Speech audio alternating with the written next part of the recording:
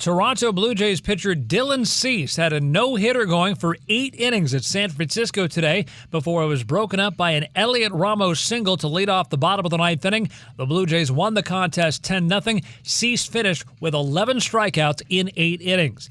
Detroit Tigers 3-time Cy Young Award-winning pitcher Justin Verlander announced today that he'll retire at the end of the season. Verlander, a 2-time World Series champion, just the 6th pitcher in baseball history with 3 career no-hitters. He has 266 career victories and is 8th on the all-time strikeout list with over 3,500. NBA, the Indiana Pacers are signing Larry Nance Jr. to a 1-year, $4 million deal. No games at the World Cup today. Quarterfinals kick off tomorrow at 4 p.m. Eastern between France and Morocco in Foxborough. I'm Isaac Lowenkron. Elijah, put the camera on me.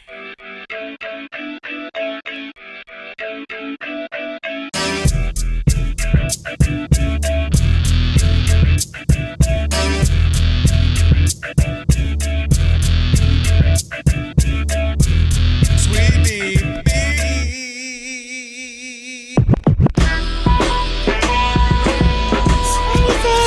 Can this sports writer and this sports fan share a radio show without driving each other crazy? Now, live from the Fox Sports Radio studios, here's Fox Sports Radio's Odd Couple, Rob Parker and Kelvin Washington.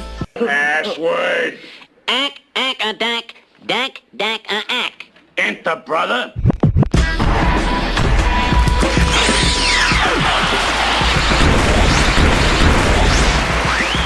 That's right. Welcome in.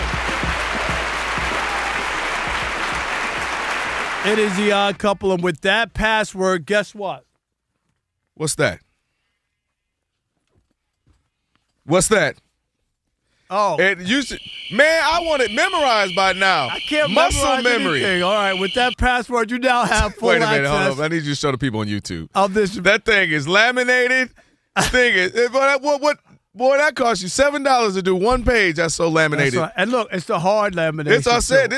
This is like if you had Mickey Mantle's rookie card lamination right there. All right, hey, with that, you have full access to this very fine radio program for the next 3 hours.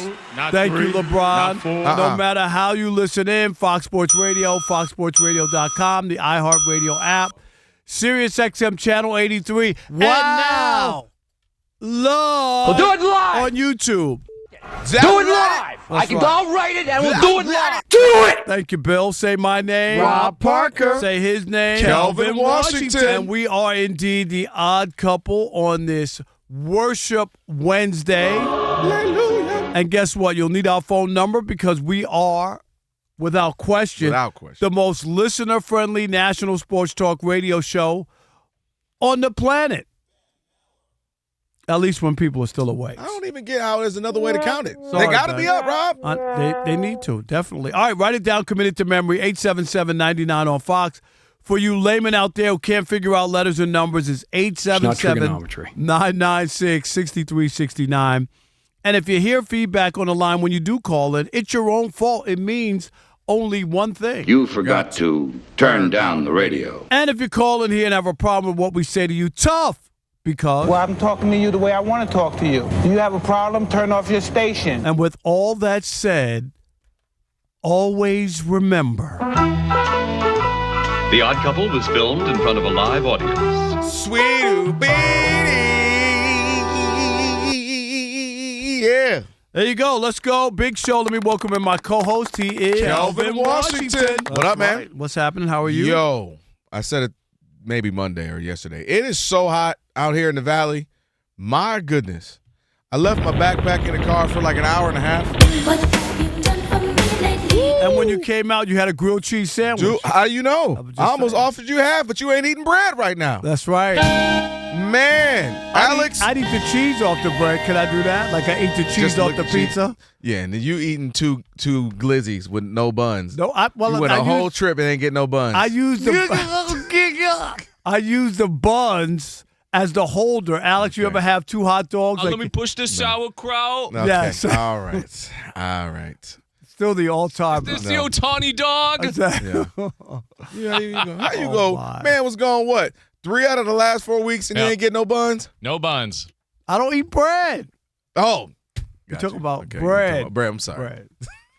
It's so damn hard. No, but seriously, it's ridiculous. I left it and I had to leave the one with my laptop in it.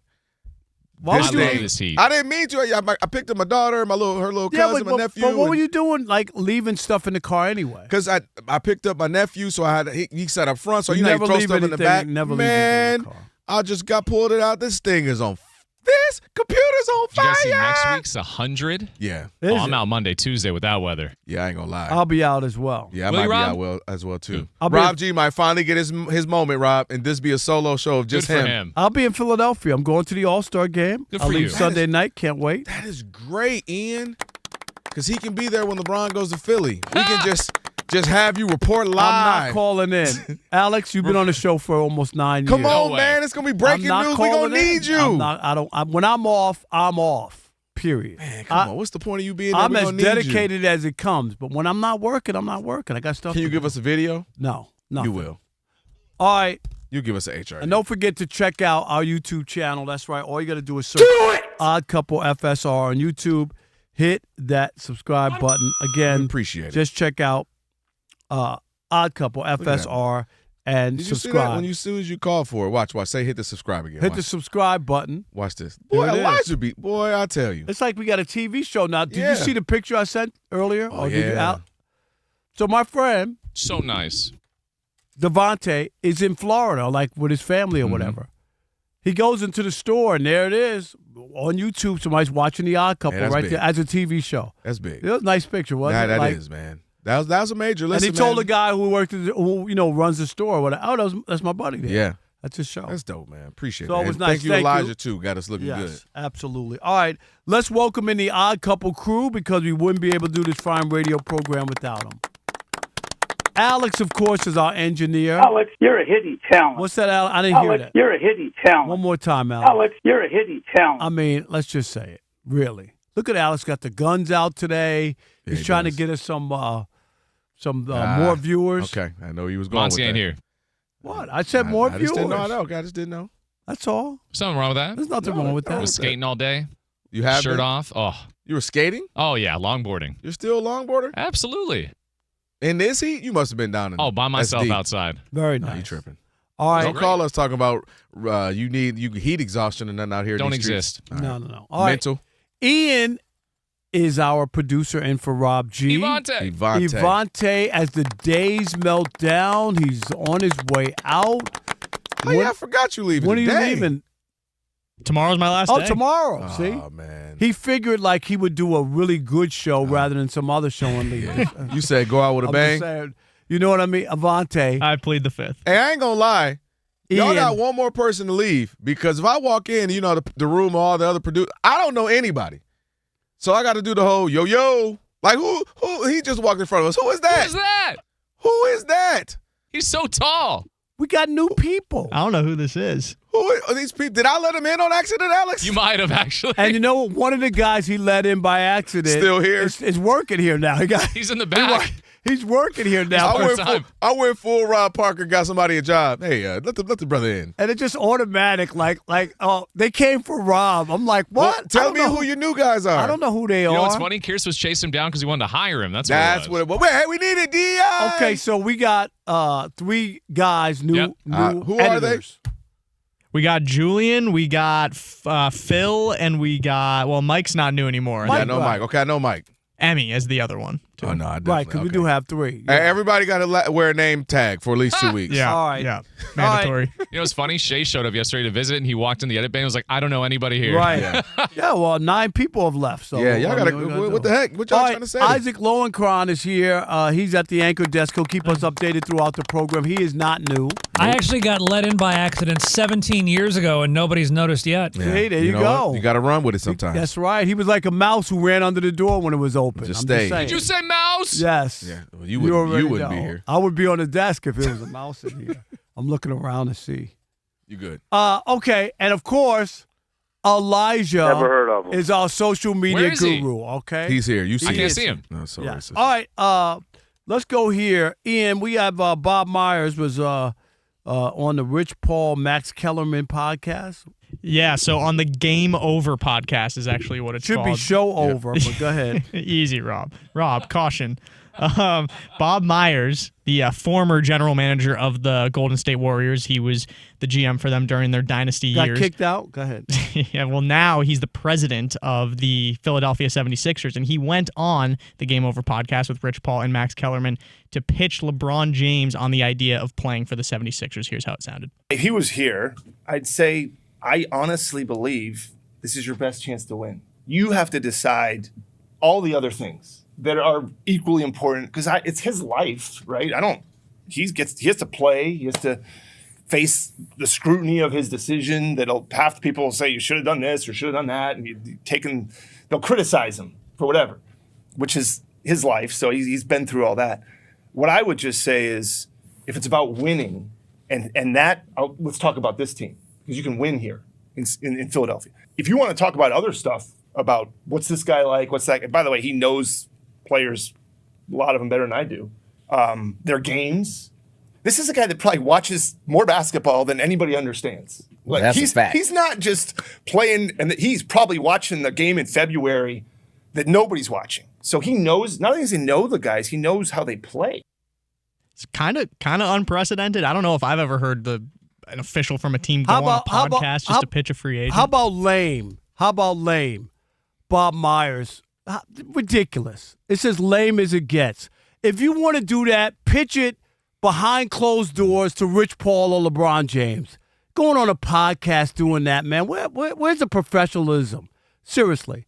It just comes off as so lame and quirky and dumb, and you don't need to do that, right? That's not what you do. You're out here trying to entertain people about LeBron and making it public. That should be something that's between you and a potential client. You disagree with that? It just seems go ahead. It seems bad to me. And I could understand there's only one real place for him to go. Philadelphia is not granted some automatic that they're going to win a championship. LeBron wants to go on and be what wheel on this team? If you just went out and got Jaylen Brown, right? And you got Embiid and Maxey. Yet LeBron's coming to do what? Whose place? Is he going to be the number one or number two option? I don't see how he could be number one or two. Did somebody on that damn podcast push back and say, why would LeBron go there? There are three guys who are in front of him.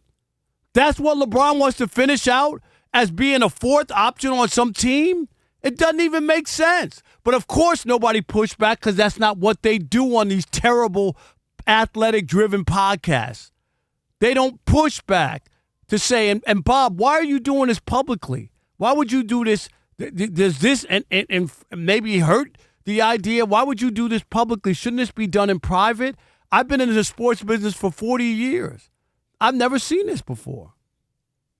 Not in this way. Like, you might have seen a tongue-in-cheek, like, oh, hey, you got. Well, that ain't a pitch. It'd be like, because like sometimes your timing is you happen to be on something when the big thing is happening. What a guy might say, hey, if LeBron wants to talk, I'll talk. Hey, something like this. They'll go, listen, tell you what, I know if he wants the best cheesesteak in the world, come to Philly, I know where to go. You joke and laugh.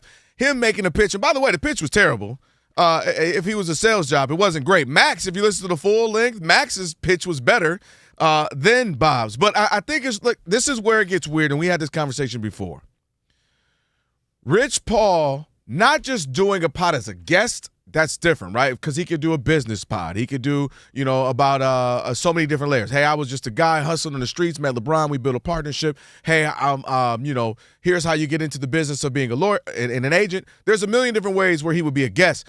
Rich Paul doing podcasts regularly, like, this is my pod, and it's not about movies. It's not about my favorite foods. It's not about dad podcasts.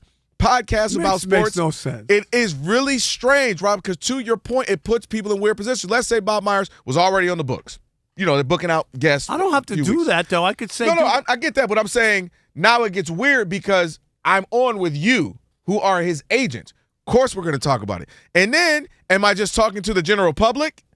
Or am I really making a pitch not to LeBron? I'm making a pitch to you, Rich. So it just gets weird with Rich Paul doing the pod and having these conversations. And he's been so he hasn't shied away. Normally you would say, hey, look, I got to stay away from that. You know, I don't want a conflict of interest. He's been working for LeBron That's through his that middle pod. name, conflict of interest. Are you kidding? And that's what I'm saying. So it's strange. Just ridiculous. Him on the pod.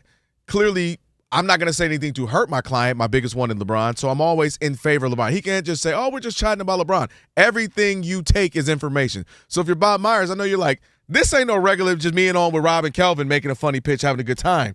I'm literally talking to the guy who's going to be part of the decision making, whether it's money, whether it's helping LeBron, decide on this.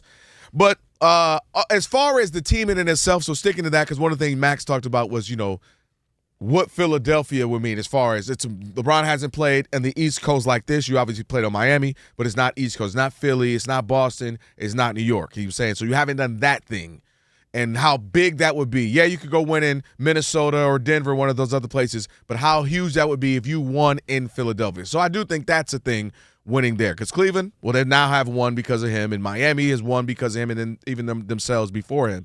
So winning something in Philly would be huge. I will admit that. Like that rabid fan base, being an East Coaster. I don't think being a part of that group makes it that special. That's the difference. I just. But what win don't you do? I get your. I get your point. I just don't think that's where. Where is that not the case now in the modern NBA? Meaning, no. When Luka came, if Luka and LeBron teamed up and won, it would have been like, wow, they got him Luka, and they were able to win. Like now you're cutting the pie. LeBron feels like an add-on. LeBron feels like you're adding pepperoni to the pizza, or you know what I mean. You already have the pizza, or you already have the cheesesteak.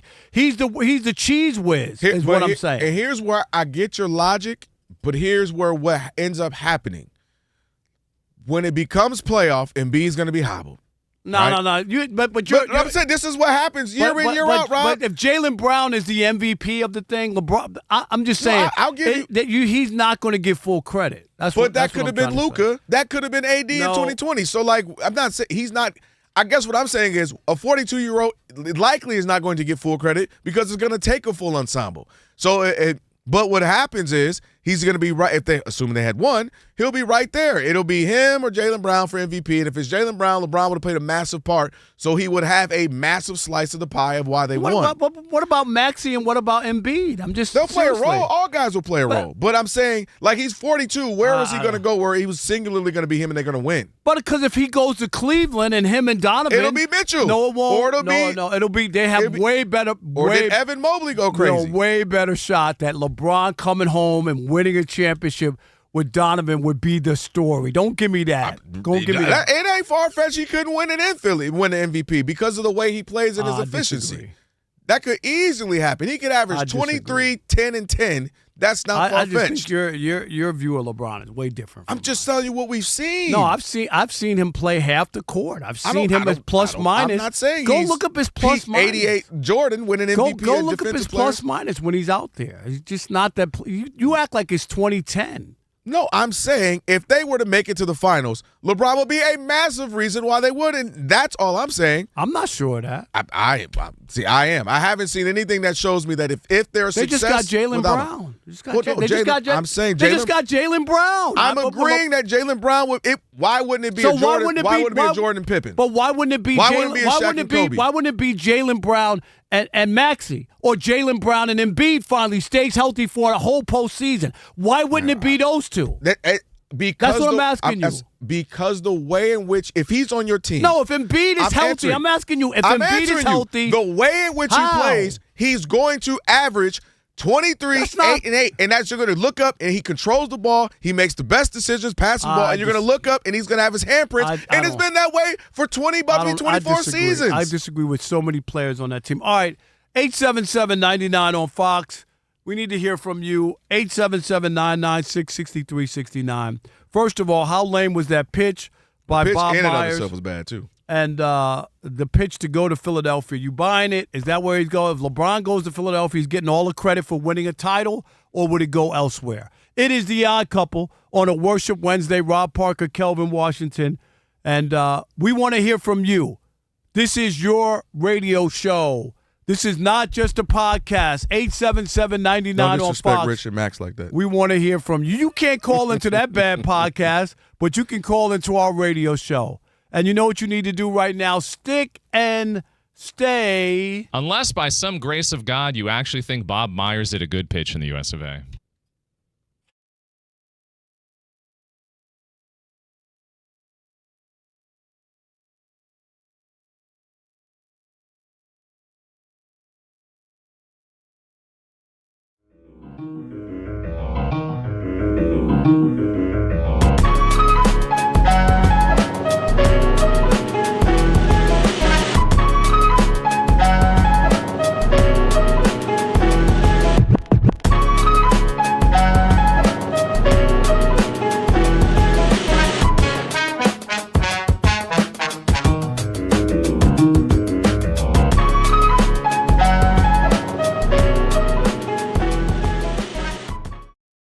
You've heard of America the Beautiful, right? That was America the Booty because it was stinky. There's nothing else you could do but America the Booty. And let me tell you this. For all you people who tried to talk yourself, this is what we do in this country.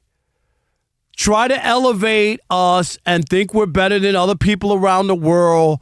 And no matter what the situation or circumstance, yeah, it's in the United States, right? They're playing a home game. Yeah, in Seattle. Yes, Fox has the coverage. Oh, yeah, the World Cup. This is our oyster. We're finally going to arrive. Everyone in America is going to watch it. And before this is all done, the U.S. might win a World Cup, and all the little boys and girls all over the country are going to turn to soccer and go, you know what? This is the sport. We finally got it. All the promises that have been made to me since I was a kid about how soccer was going to take over the sports world. And you know what we got? U.S. men's soccer is as phony as a $3 bill. And every single time they come up against the best of the best in the World Cup action, they flame out. They turn in a bad job. They fold. They turn to goo. That's what happened yesterday.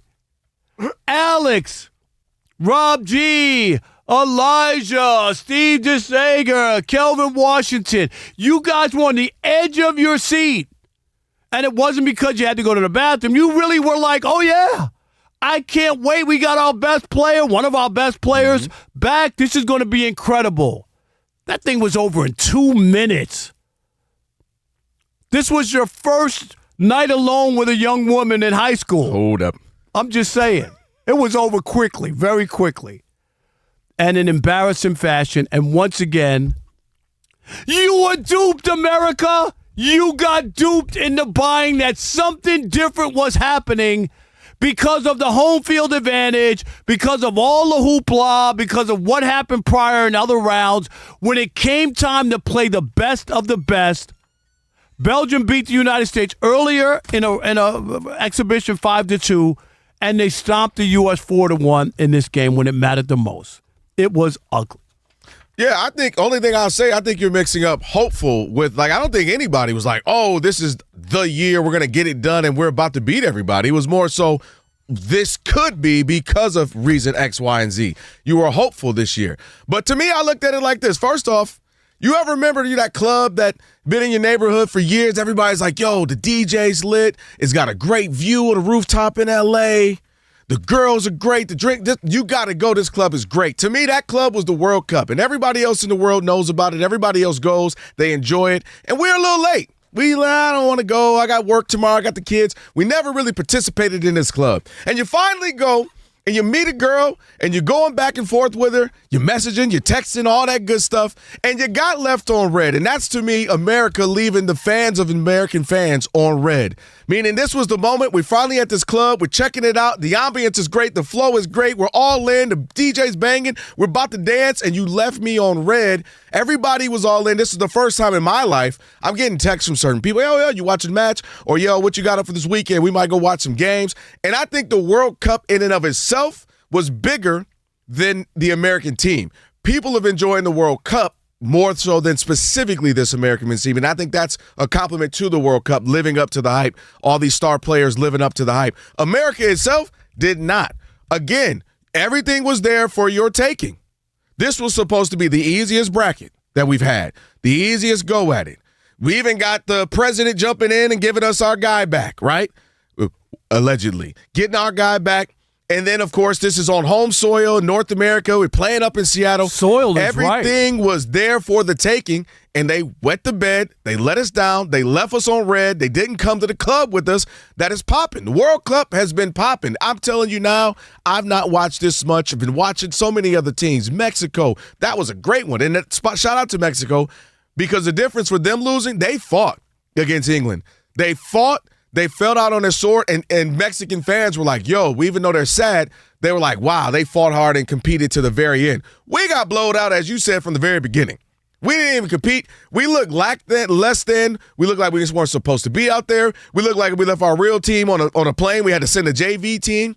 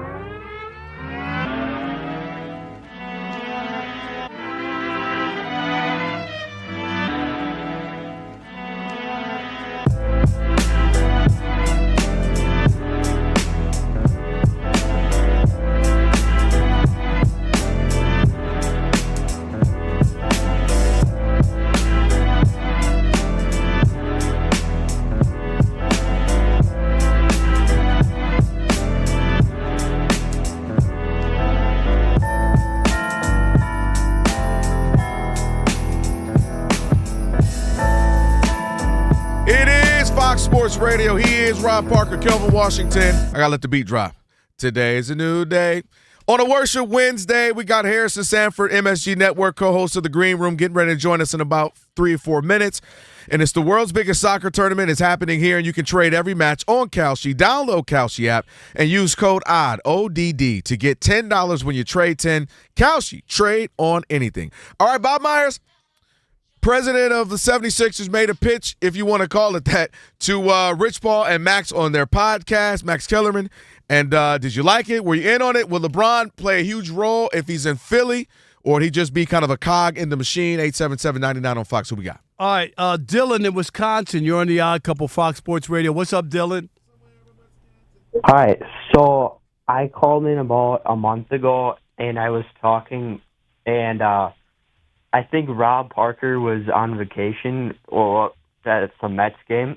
So I would like to ask the same question again, but my question is, who do you think Milwaukee's MVP is for the Brewers? All right, we're not talking about that. We got to call in on another day. To talk to you I'm about sorry that. about that. I know. Give me your phone number so he can text you. No, we're not doing that. 877-99 on Fox. Hey, yo, my man been waiting. He was like, man, he back now. All right. I mean, James in Virginia. You're on the Odd Couple, Fox Sports Radio. At least What's bring up, up the James? Spurs to you.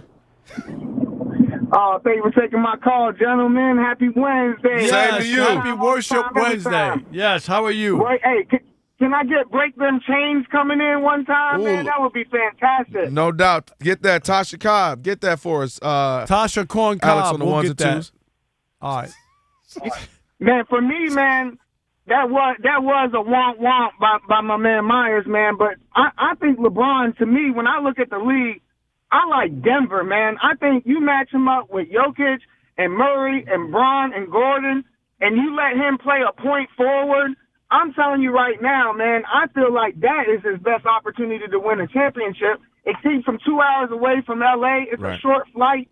You know what I mean? He could play. His son plays at Arizona. Like, I think that is a big time win for him. They crossed that off the list. Yeah, they crossed that off the list today. On paper, James. I'm with you. It makes sense, but for some reason they've narrowed it down. Yeah, they've narrowed it. Sean said that it's the Denver's 3 off the list. Miami, Cleveland, and who am I missing? Miami, Cleveland, and Philly. So those are the Thanks, James. That's the 3 now. So on paper, I get it. All right, one more before we got Harrison Ford from Harrison Ford. Harrison Sanford. I'm sorry. We doing it big. We got Harrison Ford, ILO. MSG Network. Sorry about that.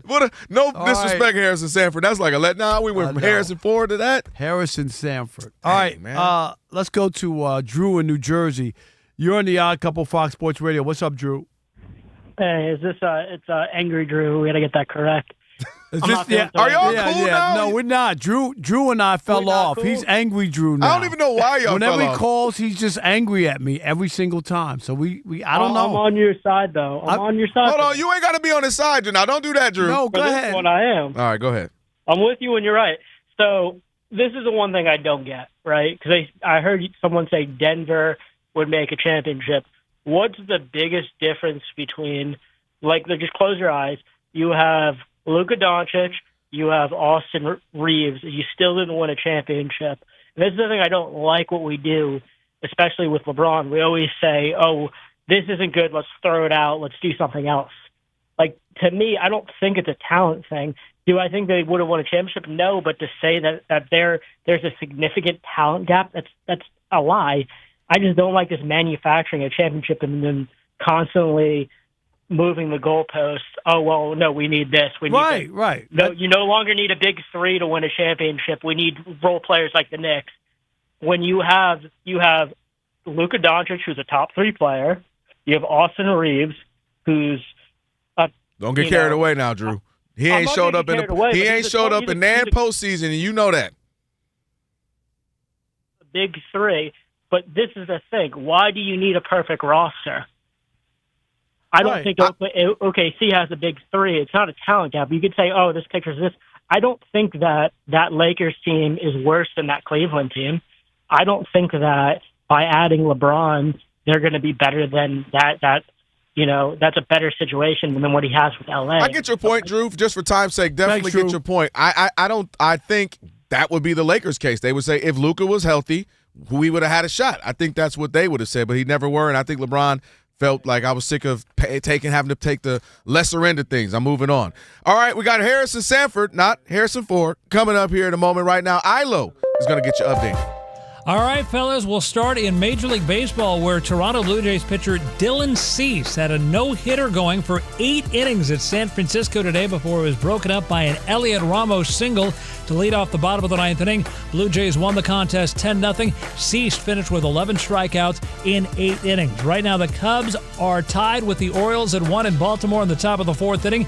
Pete Crow Armstrong with his 20th home run of the season. The Tampa Bay Rays up 1-0 on the Yankees in the top half of the 4th inning, and the Mets have a 1-0 lead over the Kansas City Royals in the top of the 2nd at Citi Field. The Mets' A.J. Ewing with his 3rd home run in his last 4 games. Detroit Tigers 3-time Cy Young Award-winning pitcher Justin Verlander announced today that he's going to retire at the end of the season. Verlander, a 2-time World Series champion, just the 6th pitcher in baseball history with 3 career no-hitters. He has 266 career victories and is 8th on the all-time strikeout list with better than 3,500. Say upgrade your FIFA World Cup 2026 setup.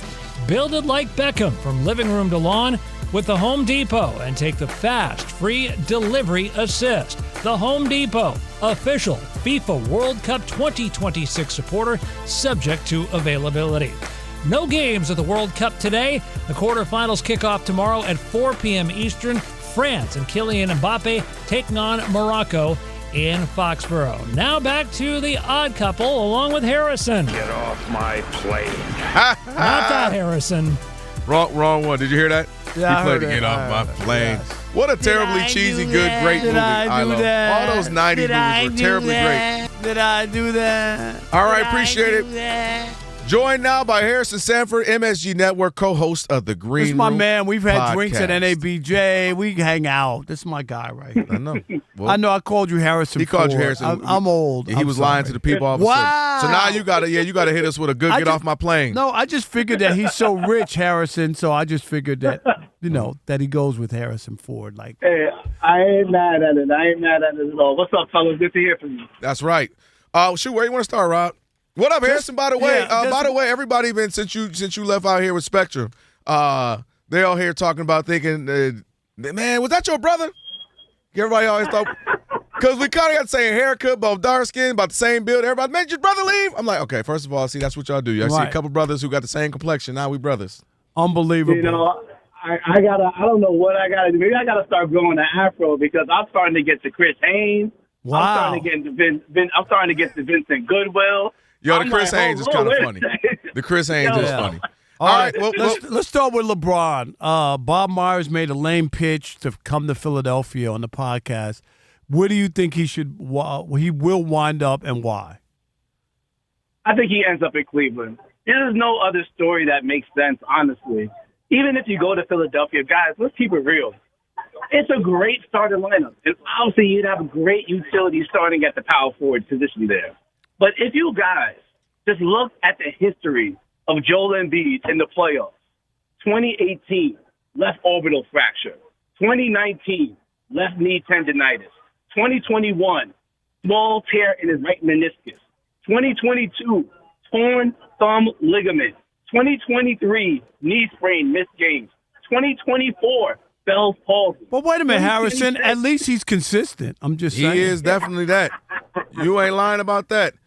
Come on now. But okay, so let me say, so I don't disagree. We had our first segment, we were talking about that, and I said, Embiid often hurt. So if you're Bob Myers, aren't that why you would say that's why I got VJ at Scum? Obviously a rookie who's last year who didn't play great. That's why I have Maxey. That's why I would have Jaylen Brown. That's why I would have LeBron, meaning we can anticipate him being out and still be good. Of course. No, it makes a bunch of sense for Bob Myers and the Philadelphia 76ers to do it, particularly if your team has so much cap space dedicated to Jaylen Brown and Tyrese Maxey and Joel Embiid. If you can get LeBron on a taxpayer mid-level or veteran minimum, of course you do it. It just doesn't make sense for LeBron. Imagine this is his last year in an illustrious career. And you're going to rely on Joel Embiid? That's how you want to go out? I cannot bet on that. That's a foolish mission if you are LeBron James. As great as they could be, you have to rely on somebody who's consistently unreliable. Can't do it. Won't do it. So the Cleveland obviously makes sense. It's going back home. Let me switch gears because we got a lot more LeBron to talk about. So I want to switch to something else there. Let's talk about what's happening in Toronto. Do you buy into another guy who's often hurt and injured, Kawhi Leonard? Is that a big help for them? Is that all of a sudden a contending team? Oh, that's a huge help. I mean, if you think about it, last year, essentially Brandon Ingram basically didn't play in that series against the Toronto Raptors. Right. He played in game 1 and 2, but he was also injured towards the end of the series, did not play in game 7. Even if Kawhi is not at his peak of powers, he's better than Brandon Ingram, who's non-existent, who did not play. So I think that's going to be great. I also think for guys like Scotty Barnes, who in his adolescence said his favorite player and the one he wanted to play with is Kawhi Leonard. The leaps and bounds that his game can take, just being around Kawhi, is going to be great for the team as well. I don't know if they're championship contenders, but he raises the floor. And even if he's done in 3 years, Scotty Barnes, R.J. Barrett, CMB, Colin Murray-Boyles are going to be so much better for being around Kawhi during the next 3 seasons. I'm all for it, and I think obviously for the Toronto fans, this is a great victory for them to have Kawhi back in the building. The enthusiasm there is through the roof. I don't even know where you're sitting at. That's right. I do want to know. Thank you. But I do want to know your take on the Lakers, who have gone from Showtime to Snow Time. That's what we call it. Here we go, Harrison, for you. This is the song we made up for them. We got it. It's Snow Time at the Crypto, starring Luca, also starring Austin Reeves and the Pasty Lakers. Let's play some basketball. That's got to be racist. All right. What do you make of the moves of the Lakers? Hey. And It's snow time. It's snow time. It is snow time. Hey, man. Well, listen, I will say this. It is going to be showtime. They are going to put on a show. And they're going to put on a show because they're not going to play any defense. Yes. There's absolutely going to be no defense played at Crypto.com, at least from the guys in purple and gold. I understand wanting to move on from LeBron, usher in the new era. But if you're going to do that, you got to get some 3-and-D players. I mean, who on that roster do you trust to guard Devin Booker, to guard Stephen Castle, to guard SGA, to guard Kevin Durant? I could go to guard Anthony Edwards. I can go through every single roster in the Western Conference, and I can say the Lakers can't guard that man. Man. And the second man next to him. So, yeah, they're going to, as I said, it's going to be a show. They're going to put up points, but they ain't guarding nobody. Man. And they can't win if you don't guard nobody. You ain't lying. And the craziest part is we talked about this, Harrison. I'm looking at it as because they lost they're the first team to lose all 5 of their starters from a playoff matchup. I don't think the roster's better than last year. Nope. Rui was playing good. Marcus Smart was playing good. Kennard, LeBron, and they did not improve. But, I mean, obviously, they're going to look at it as a healthy Luka and a healthy Austin Reeves can do damage. But, man, you ain't lying. Ain't no defense. We thought it wasn't no defense last year, Rob. I said before, the Lakers were Quinn Grimes. I know. Grimes is your best defender? Last year, the Lakers were the only team that had 5 statues outside the building and 3 on the court. So I'm just saying, it was bad. All right, Harrison, we appreciate you. No doubt, Harrison, man. Appreciate you, man. We'll check in with you next time. Appreciate you guys. Thank you. Hey, give him a follow. It's snow time. Harrison Sanford. It's snow time at the Crypto. Did you see? Now they got, do you know who Kareem Abdul-Jabbar, not Kareem Abdul-Jabbar is? No, who's that? You do know who that is. Who? You know who that is. Ian, you know who that is? Kareem Abdul? Nah. Oh, y'all got to step y'all game up, man. Y'all know who he is. He had a couple years, the last 2 years in college basketball. Oh, yeah, the white guy. They call him, It's snow time. He's got a million different names, man. And now, you know he's with the Lakers, too, right? He's on their G League team. Is he? So everybody's like, man, they going full snow time. Now they got Kareem Abdul-Jabbar. Julian here tells me his name is I don't know if it's accurate, but Robbie Avila. Yeah. something. Yeah, don't come in here with accuracy. Kareem Abdul-Jabbar. You got to see, and now he is a Laker too, so people like the snow time is on a whole new level. Racist. What? All right, Shekel City, your tie rack player of the day. We didn't say that they couldn't play. No. We're just saying. It's snow time. You're so stupid. It's the Odd Couple, Fox Sports Radio.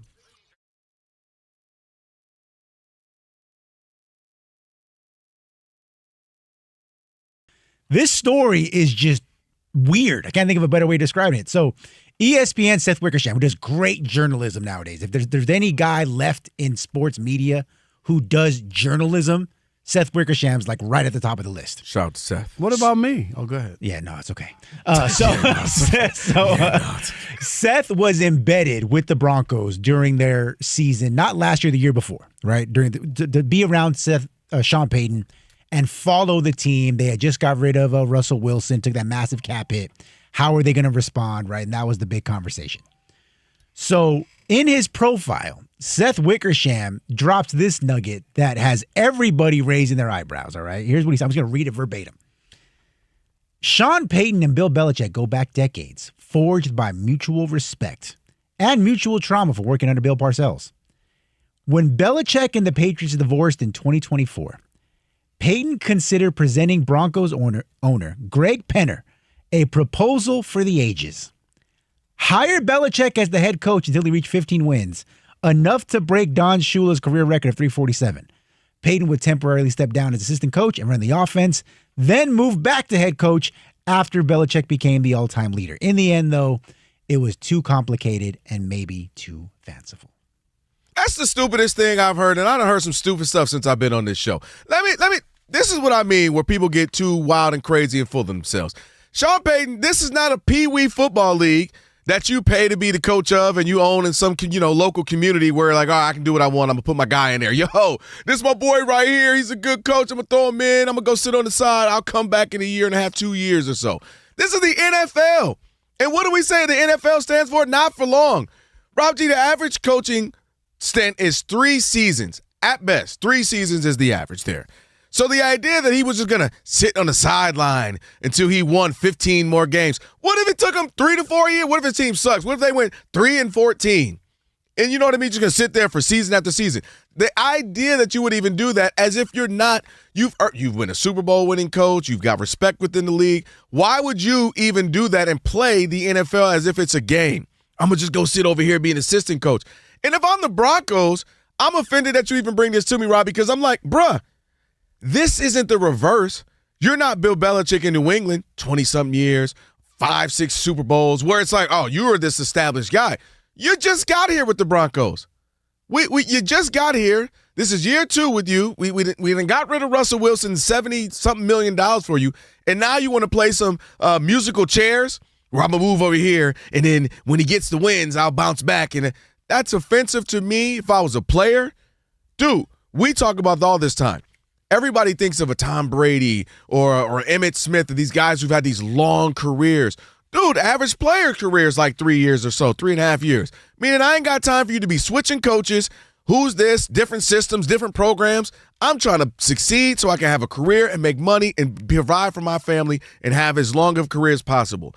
See, the idea that you're going to play around and switch coaches and come back, that's just crazy. I can't even believe the audacity of him, again, who was not somebody who'd been with the Broncos for a long, extended amount of time. Stupid, dumb, and I can't even believe that I might have went full Rob Parker. And if he came up to me, we're out golfing or something, he said, I got an idea, owner. What if I sit to the side? Fired. Soon as he came with that idea, fired. Wow.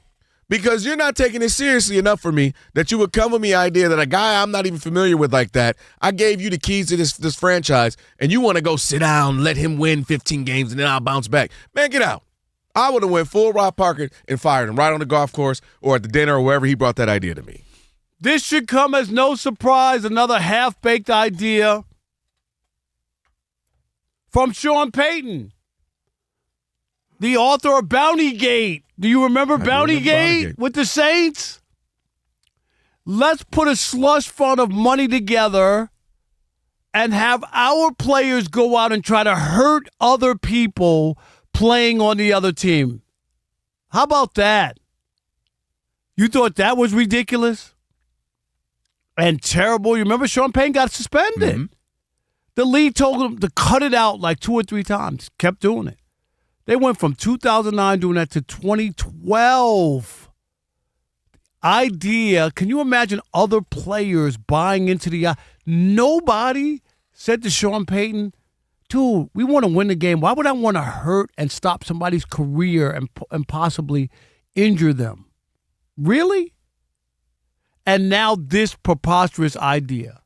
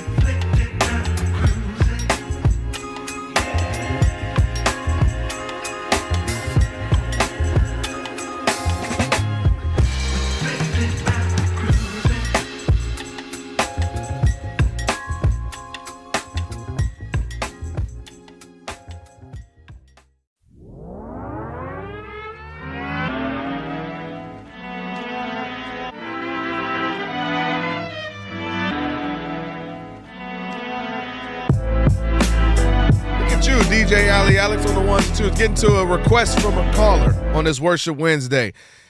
It is the Odd Couple. He's Rob. I'm Kelvin on this Worship Wednesday. Shout out to Harrison Sanford. Appreciate him calling in. MSG Network, co-host of The Green Room. You can check that out. We'll get that up on the pod a little bit later on. Ivante will handle that. All right, Rob, you up? It's now time. Break every chain for Shekel City.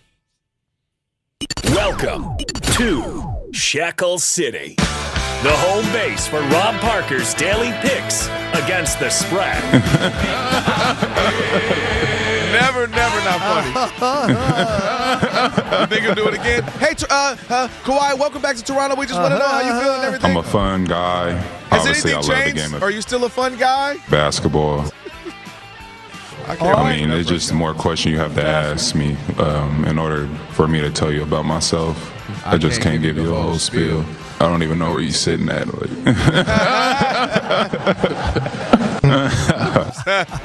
All right. So great. But you're not laughing at my Shekel City, I'll tell you that. Oh, you It's no time. 2-1 last night. Okay. 179 and 150. 29 games over 500. At this point, I'm just Versus impressed the with your spread. math. Seriously, you had to hold it up, keep it up. And look, it's all legit. Wait a minute. Look, it's all Alex, legit. stop the music. What? What in the bookie from 1937 in the streets of Harlem? I got it all. You look like a bookie. Man. I'm going to get a copy of Kinko's. Yo, I'm thinking he's just updating it on, writing this in his head, doing the math on his phone or something. Man, he got a ledger. Like you ever seen any crime mob movie and they find the ledger? All that. I got everything. I got a ledger going back 7 months. Best bet. Dodgers lost last night to the Rockies, but I got the Dodgers minus 1.5 runs tonight in LA. Okay. A little bounce back. Taking on the Rockies. Is that's tonight? Yeah, that's tonight. Also, I got the Angels plus 1.5. They're in Texas taking on the Rangers in Arlington. And then the Padres won last night big. I'm going to take the Padres again, minus 1.5. They take on the D-backs. So San Diego minus 1.5. Angels minus plus 1.5. And the Dodgers minus 1.5. And remember, Kelvin. Yeah. I'm not telling you who to bet on. What you telling me? I'm telling you who I bet on. All right, there you have it. You would have bounced back. You needed that. All right, let's get to your tie rack play of the day. Yes. Make one up then, Alex. There goes Landon Donovan from the side. He's coming back because USA does nothing good going for them. Oh, my God, he's kicking grass again, and USA lost. What was it, 25 years ago? Landon Donovan. Hey, yo. Well, that was your tie rack play of the day, brought to you by Tire Rack. For over 40 years, Tire Rack, of course, has been helping customers find the right tires for how, for what, and for where they drive. Ship fast and free, backed by free road hazard protection. With convenient installation options like mobile tire installation, TireRack.com. It is the way tire buying should be. Hit it. Trying to link the play again using Lionel Messi. Deflection there on the way through until they line something up here. Argentina. Oh, it's gone in. It's 2-2. And who else? Lionel Messi, the savior for Argentina. Fox on the call there at your Tire Rack play of the day after that match. Good on him. Yeah, he wasn't playing. He thought of corruption and this and how did that. I mean, they are. But everybody was like, bruh.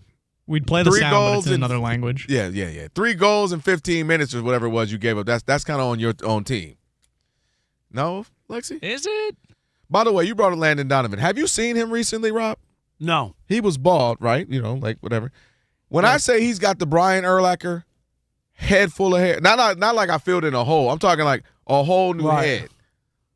Like were you? It's insane. Some people don't care. Rob, that's a better comeback than the Cavaliers against Warriors. Yes, right? Because again, it's not like he was totally gone. That's what he was Brian Urlacher. Neighborhood. You remember Costanza? Yeah. In Seinfeld, it was like that. And now he's got the a rug, full lettuce. I caught me off guard. I was watching and stuff. I did a double take. Some guys be like, just they ain't even gonna play games with you. Like I know you know. Who cares? Here it is. John Travolta's another one. He was just like, give me the whole wig. Is that what he got on now, John Travolta? Yeah, well, now he finally accepted the ball. But, yeah, remember he would just pop up on red carpets with the whole wig? Ivante knows what I'm talking about. I told you the story before. You lucky you kept your hair. I'm 62. That's what I'm saying. At this point, you made it. No, did I make it? I don't feel like I got to get to 70 at least. Okay, at that point. No, dude, you made it. 60s and you got like 96% of your hair? Thank God. You're good, bro. You made it. Dude, have you guys seen some of those Egyptian head coach quotes, though? I have a few if you want to hear these. Go ahead. It's insane. So he literally said, I told the referee that what was happening was unfair. It's an undeserved victory for Argentina, and once we go back to our country, we will never watch the World Cup again. The referee's decisions were against us. I want to congratulate Argentina for winning this World Cup. Wow. You left out a few. He was going in. It was crazy. Well, plus he knows they be the World Cup, those teams be firing people on the plane. Did the other team ever get to go back home? Was the country? About Uruguay? Yeah. Yeah, they had on a commercial flight. They threw them on Spirit. And Spirit don't even exist anymore. That was ridiculous to just Is it though? No, yes it is. Yeah, that's ridiculous. No, come on. What? Not to fly them back home? Soccer's crazy for some people. No, dude, you do realize one team's gonna lose. That's not fair to do that. I played my best. We lost. But do you think that they're not trying to win? You know what I mean? And like they know how lost. serious it is. Like they know they're not gonna try. They're not like they're the American team. Dang. This ain't the NBA. Oh, I'm sorry. Did I say that How you gonna send them boys home on Frontier, Rob?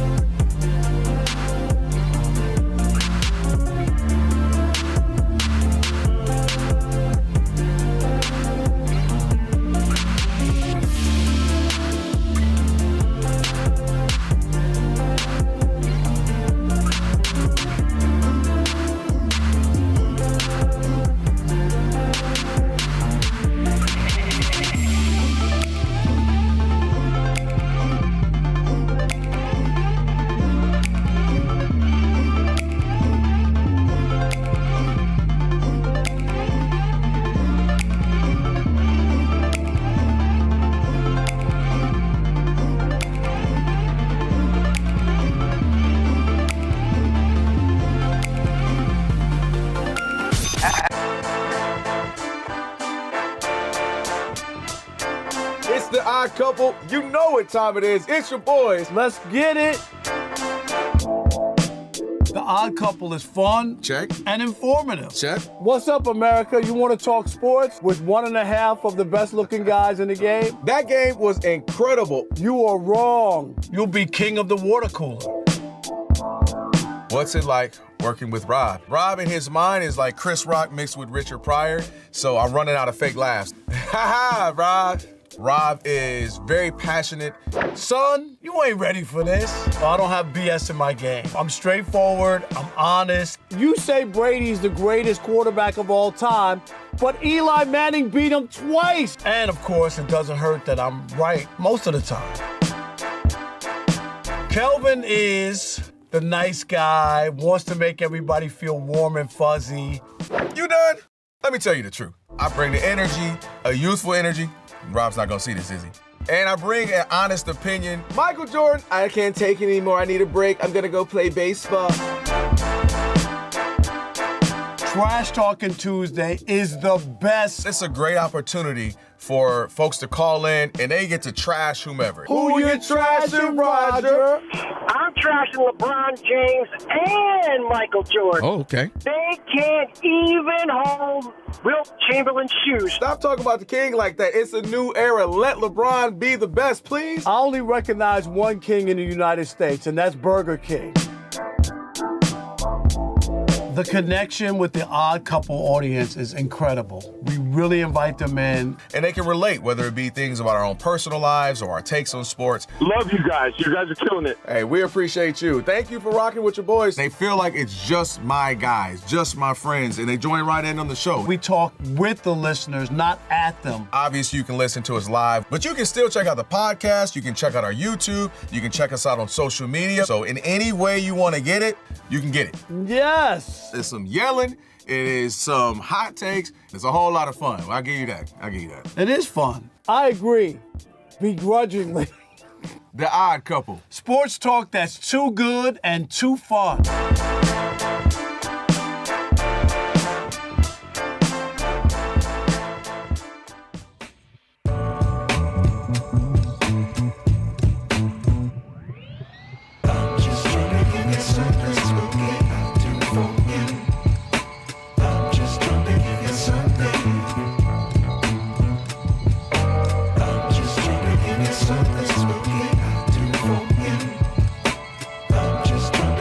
Something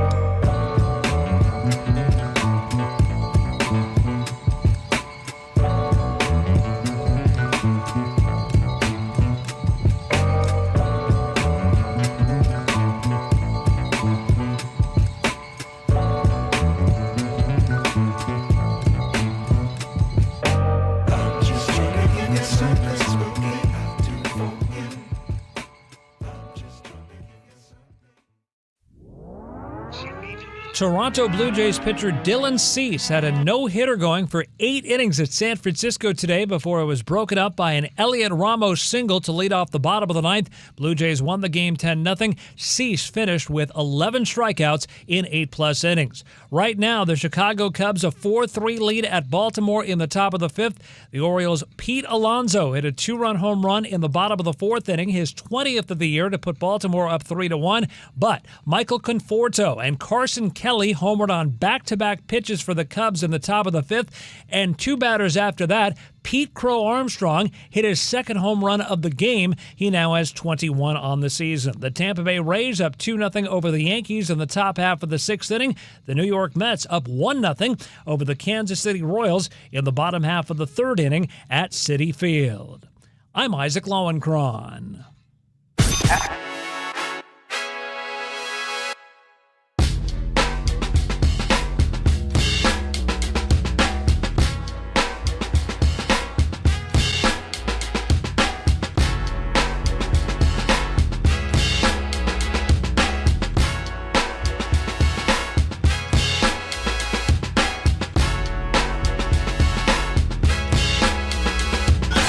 Can this sports writer and this sports fan share a radio show without driving each other crazy? Now, live from the Fox Sports Radio studios, here's Fox Sports Radio's Odd Couple, Rob Parker and Kelvin Washington.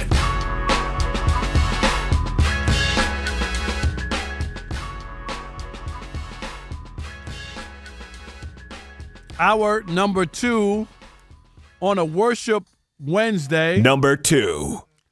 Rob Parker, Kelvin Washington. The excitement of the FIFA World Cup is now streaming live on Fox 1, the official English streaming platform to catch every unforgettable moment. That's right, Fox Sports 1 brings the action straight to your screen so you never miss a goal. You saw all the goals that Belgium scored? I'm just saying. Download Fox One. Me and Alex still might jump you. And experience the FIFA World Cup. Also, don't forget about the YouTube channel. Man, it's rolling all over the place. We appreciate it. Had a lot of people checking in, watching the show. Just search Odd Couple FSR on YouTube. Again, hit that subscribe button and hit the thumbs up icon. All of that and much more. And comment away if you want to. Check us out and search Odd Couple FSR. And subscribe. Coming up in about 28 minutes, Ben Verlander, brother and MLB analyst of Justin Verlander, who the whole Verlander family, calling it quits. Yep. After a long career, I covered his very first game. I still remember his debut, and now all these years later, crazy. He's going to retire. We'll talk to Ben about his brother's illustrious career. One's got to go, all that, and some other baseball stuff as well. So we'll do all that and much more in hour number 2. Ian. Rob. We know it's a money grab in this sports world. That's where we are now. Everything's a money grab. You don't need a little energy boost?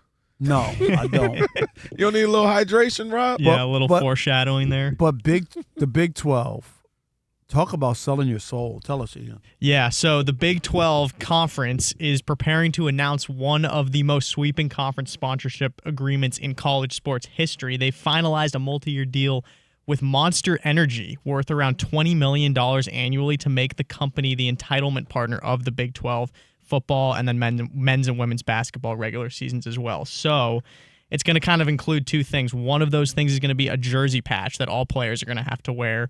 And what if they're from Monster New York? Energy. Oh, I'm saying Jersey. I got you. Not new. No, I'm just kidding. Not new Jersey.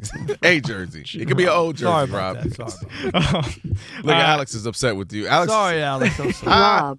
Caution. Alex has had enough. And then the other is that the conference itself is now going to be known as the Monster Energy Big 12 football, at least for the football and then men's and women's basketball seasons. So what do you guys think about that? I'm just absolutely pathetic. You ain't with it? No, I'm not with it. And the idea, too, seriously, is did you hear the paltry amount of money? $20 million, seriously, to have your name on a conference and college football and basketball. $20 million, that just, for real. That you might get that on an arena. You know what I mean? Or just a donor just give it to you. Right. Like, hey, man, here goes 20. But $20 million, that's the deal you have? The Big 12? The Monster Energy Big 12? Can I say this? Yes. Seriously. Because I was very disappointed with the Dodgers naming the field after what's that company? Uniquely Field, whatever Uniquely? it is. Yeah. Like I didn't like that because I always thought the Dodgers and the Yankees, them and the Yankees. Right, were all above that. The Yankees, they could. Kelvin, how much money could the Yankees get? Oh, come on. To rename Yankee Stadium American Express Stadium tomorrow? Are you kidding? Like companies wouldn't want their name on that stadium. It won't happen. The Yankees don't even have a black jersey or alternate jersey. They're wearing the same uniforms that Babe Ruth wore. Mm-hmm. They refuse to give in. They have traditions. Everything can't be for sale. What is wrong with people? Why can't we have any traditions? Who's got the bigger pay? Who's got a check? Everything's for sale. Get off the street corner, Big 12. What is this? Embarrassing. And we've seen it. What's the Ian in Houston? They've changed the name of the Astro Stadium 4 times. Nobody knows what to call it. They've won World Series. Was it Enron? Was it Tropicana? Where did they play? We named the place. I don't even know what the name is now. There's like a third name. Seriously. And it takes away from being able to have some historical standpoint and where I was. When you were a Cubs fan, I remember going to Wrigley. Come on, man. Fenway Park. Not Dunkin' Donuts Park because Dunkin' Donuts showed up and gave them $100 million. I can go for that right now. But you get my point. No, listen. Come on, man. Where are we? You take away from historic landmarks, right? Because you know how it was. Tiger Stadium was Tiger Stadium. And obviously Comerica Park, and at least it's been that now for what, 20 But that's years? Not Tiger Stadium. You see what I'm saying? Yeah. Like Tiger Stadium was that. Then they moved on to Comerica Park. They built something else. That's different. If they would have changed the name of Tiger Stadium to Comerica Stadium to Comerica Park, I would have had a problem. Yeah, and you see what I'm saying? Yeah, and I just think we're losing what has made some of the things of sports great. The legacies, the landmarks that that you can pinpoint, that you identify. Like you'd be growing up in another city, another state, and you knew the fill in the blank. You knew the Rose Bowl, and you're all the way in Michigan. And for me, like you knew these places. It's a big deal living here. Let's call it what it is. People were accustomed to Staples Center. A lot of people still call it Staples Center. I'm surprised you didn't say it's snow time at Staples. That's right. I even got that one right. But you get my point. But my point is people, and everyone's like, wait, what is Staples? Now it's crypto, and had to get used to that. And I think you lose something with that. And you know what they say? Tell me we're in a recession without telling me. I thought the first one I heard earlier this week, Evante, Alex, and Rob, was that a radio station locally here, somebody, caller number 10, you won. Who is this? That's Stacy. Stacy, you won. This is a true story. Guess what she won? A dozen eggs. She would have taken that over this. Standby list to see Mary J. Blige in concert. You're on the standby list. Not tickets to see Mary J. That's crazy. Not tickets. That's crazy. This is the sign of the recession that you don't even win tickets anymore on local radio. You on the standby. So I say that to say this is another sign of recession that I can get on the Big 12 and be monster. What is it? The Monster Big 12 men's and Monster Energy Big 12. Like that to me is another sign of recession. When they're just selling out the whole hey, just give us some money. Monster Energy Big 12. And that just shows me also, Rob, we're getting closer and closer to the Big 10 and the SEC takeover. Because they're the dominating force. Let me tell you what conference you couldn't get with some $20. $20 million. Right. You weren't getting $20 when you think about it. For the Big Ten, you're not getting the Big Ten or the SEC for $20 million. $20 million. That's a sign of the recession. That's a sign of how many teams are in the Big 12, Ian? You got to remember the $20 million is separate. It's split. So it's like $1.5 million or something per team. It ain't like that's paying your NIL bill. No, you got to have some donors that could be like, hey, y'all, this look bad. 16 teams in the Big 12 right now. 16 teams to split everybody $20 get $1 million. Whatever, $1 million, $1.50. Yeah, here you go. And do they get taxed for that? Because now you're looking at like $700,000, $600,000. I just really that's bad. To sell the name of your conference. Where are we? We're getting closer, Rob, to the Big Ten SEC takeover. I'm serious. This shows me how tight it is, how down bad they are, where they're desperate for any kind of money. We'll even take $20 million for 16 teams. And this is just showing me the SEC and the Big Ten are getting closer and closer to complete dominance, where you either get down or lay down. You either join us, or it's going to end up being these two conferences battling out for the title. And I know it sounds crazy, but so many things happen over the course of decades where you would have said that's never going to happen. Shoot, you can go back far enough. They said ain't not going to be no black guys playing baseball. You know what I mean? Like, you never know.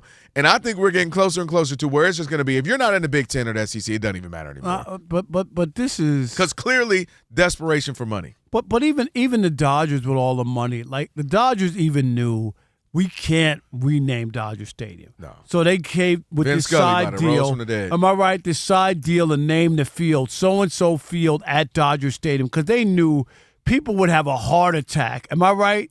And I admire places and teams that refuse to just everything shouldn't be for sale. There should be pushback. Like the jerseys are all ruined. They've put all of these patches on it. Like the NBA held out as long as they could. Now they're patched up. It's so bad. And then what's crazy is they don't sell the uniforms like that because they know fans wouldn't buy it. So even they know it, and they still will wear all of these crazy things. And what do the Yankees have on their patch? Star something. I don't even know what company that is. You know, like Miami might have had Waste Management on the Heat or whatever it was. Or was that Indiana, the Pacers? One of them had it, yeah. Yeah, Waste Management. It just seems like is the Rays got Red Bull, is it? It might be Red Bull on them. I couldn't see. It looks like it might have been Red Bull. The Rays have nobody showed up to the game. Look at that. The Washington Nationals got one of the youngest teams. You know what they got? What? AARP on their team. Funny. That's where my money's going. This kid, C.J. Abrams, he just hit a home run. Right as we turned him. You know he's a starting shortstop for the All-Star team. For the National League. He looks no more than 17. He has balled out, man. Max. What a year has he had. No, and by the way, don't try to disrespect the Rays like you just did. When the Yankees now, the first time in ever, 2 games of 17 strikeouts. Don't try to look away. 17 strikeouts back-to-back nights. What the heck, Rob? I don't know how many they have tonight, but they get one of the 2 games. 17 strikeouts in back-to-back nights. Crazy. They asked Cody Bellinger at the game, back-to-back nights. He said, "We had that many tonight?"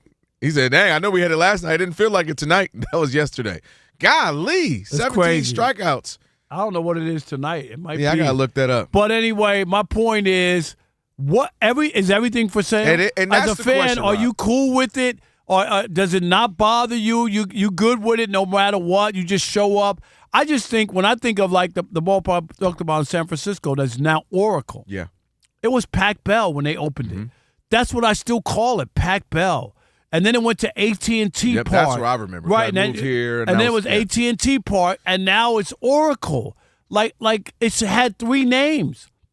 In Houston, that place has at least 3 names, maybe 4. Like as a fan, I just think it's awful. We just get used to having those things you lean on, the things that's familiarity with a team, like the team logo or, obviously the name of a team. You don't typically, like the Dodgers have been the Dodgers for eons. Like there's not all of a sudden let's just change it up and become the LA Knights. You know what I mean? You get used to the name of the team, the arena, the logo, the jersey. Kind of that's what it is. It's a comfort feel. That's my squad. I know what it is. That's where I go to the ballpark. And changing it to me, they say all money ain't good money. And I just think we are getting to a point where sports is getting to, because it's getting so behemoth, it's so much, the money is huge in sports. Really, as you know, I talk about all the time. It's the only thing making money in TV. You know that everybody else hemorrhaging. And, but if you can get, and even airing the games, because you got to spend so much, these networks are spending billions of dollars, and they're like, we can't even barely make money. Contracts are crazy. Every week we go, who's this guy that's now making $50 million a year? So sports has just become huge, and I think it becomes, why not get an extra couple of bucks? Why not? And they're squeezing every penny that they can. Yeah, but there's certain and things. Selling their soul in the process. Certain things shouldn't be for sale. 877-99 on Fox. We want to hear from you. It is the Odd Couple, Rob Parker, Kelvin Washington, where we deliver insight, not noise. And we want to hear from you. This is a radio show, for God's sakes, not a podcast. You can call in. We want to hear from you. What is off limits? Is everything for sale? Are you good with that? I'm not. I think it's terrible. The big Monster Energy, Big 12, whatever it's called. Anybody? Is that what we are? I mean, come on. 877-99 on Fox. And you know what you need to do here. Stick and stay. Especially if you're thinking about getting into trading in the US of A. So if you get into trading, let me tell them all about it. Alex, the world's biggest soccer tournament is heating up right now in the U.S., and on Kalshi, you can trade every match from the knockout rounds all the way to the final. Morocco's Cinderella run could be coming to an end this week when they square off against the many consider to be the best team in the world. Who do you think it is, Alex? Best team in the world. Who is it, Alex? He ain't listening to me. France. That's right. As a result, Morocco is currently trading at 25% to beat France in round of 8, meaning so if you trade $100, it's going to pay out a whopping $395. So get to it if you want, if you believe they can win. So on Kalshi, you're trading against peers in a live market, meaning there's no house. And as the probability changes, you can buy in and out of your position. So for a limited time, download the Kalshi app, use code ODD to get $20 when you trade 20. That's code ODD, ODD. To get $20 when you trade 20. Kalshi, Kalshi. Trade on anything. You might want to look into that one. $100 trade, get you $395. Why not? Restrictions and eligibility apply. Not available in all states and must be 18 plus. Trading involves significant risk. Consider if it's appropriate for your financial circumstances. Prices and value may differ and some markets may not be active. See Kalshi.com/regulatory for more.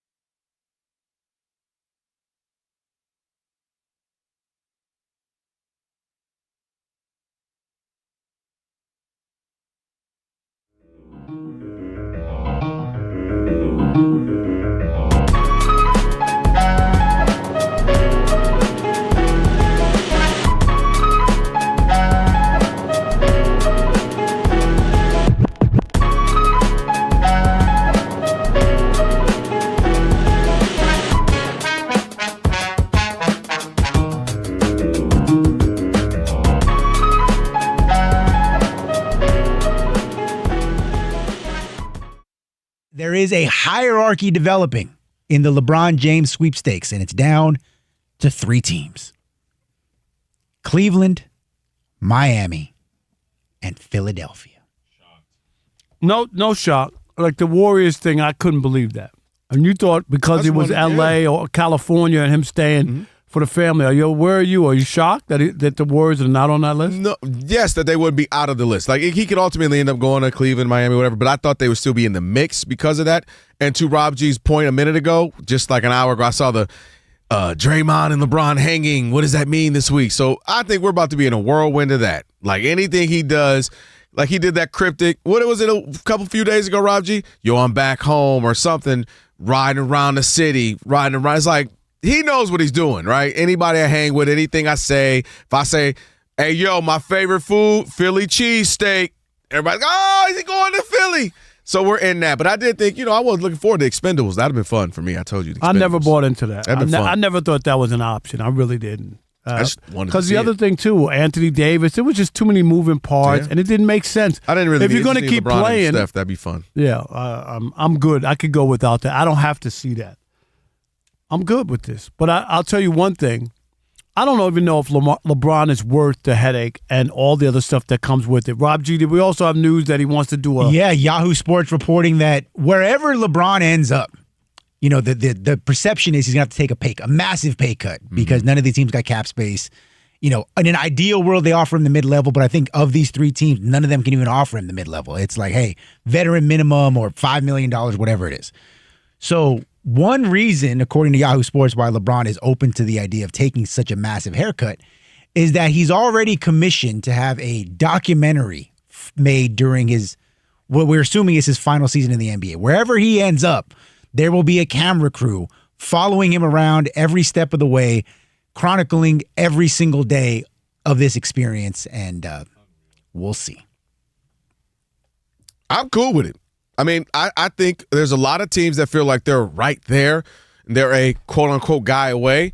And I don't think there's a guy away better than LeBron that's realistic for league minimum. Like, yeah, if Luka wanted to come play on our team or Joker, yeah. But if you're talking about a guy that's available in league minimum, and we just saw throughout the postseason, where he was the best player 90% of the nights out there, including some against the daggone Thunder. No, but it comes with more than that. It's I don't disagree. It's just a headache of it, and then you got camera crews following you around and all that.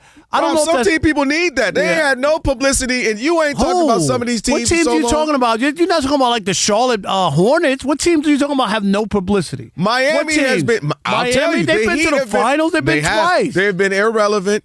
They've been to the finals twice in the last 5 years. What are you talking about? Irrelevant. And how many times we talk about that fans don't show up to games? How many times they show they've up been to the late. finals in the last 5 years? Twice. No, I'm not questioning that. But the last few years, they haven't been about anything. Yeah, but you're talking about and it I'm like saying it's if some LeBron team. comes to Miami, back where he left, fans are going to come up. They use all the stuff that comes with it. Please, I think it's the last time I saw LeBron there, they were leaving the arena early because they thought they had lost. Don't you remember that? And they came back and they were banging on the door to try to get back in. And they said, now it's LeBron banging on the door trying to get in. I tell them to kick rocks. Yeah, right. Kick Rob, rocks. If I'm Pat Riley and them groveling to LeBron James. Sure, I'll take you for $1.50. I'll take you. The money and absolutely, they have done studies on what he does to economies, not just your own team, the entire cities that make so much money because he's there. If he goes to Philly, now you got Jaylen Brown,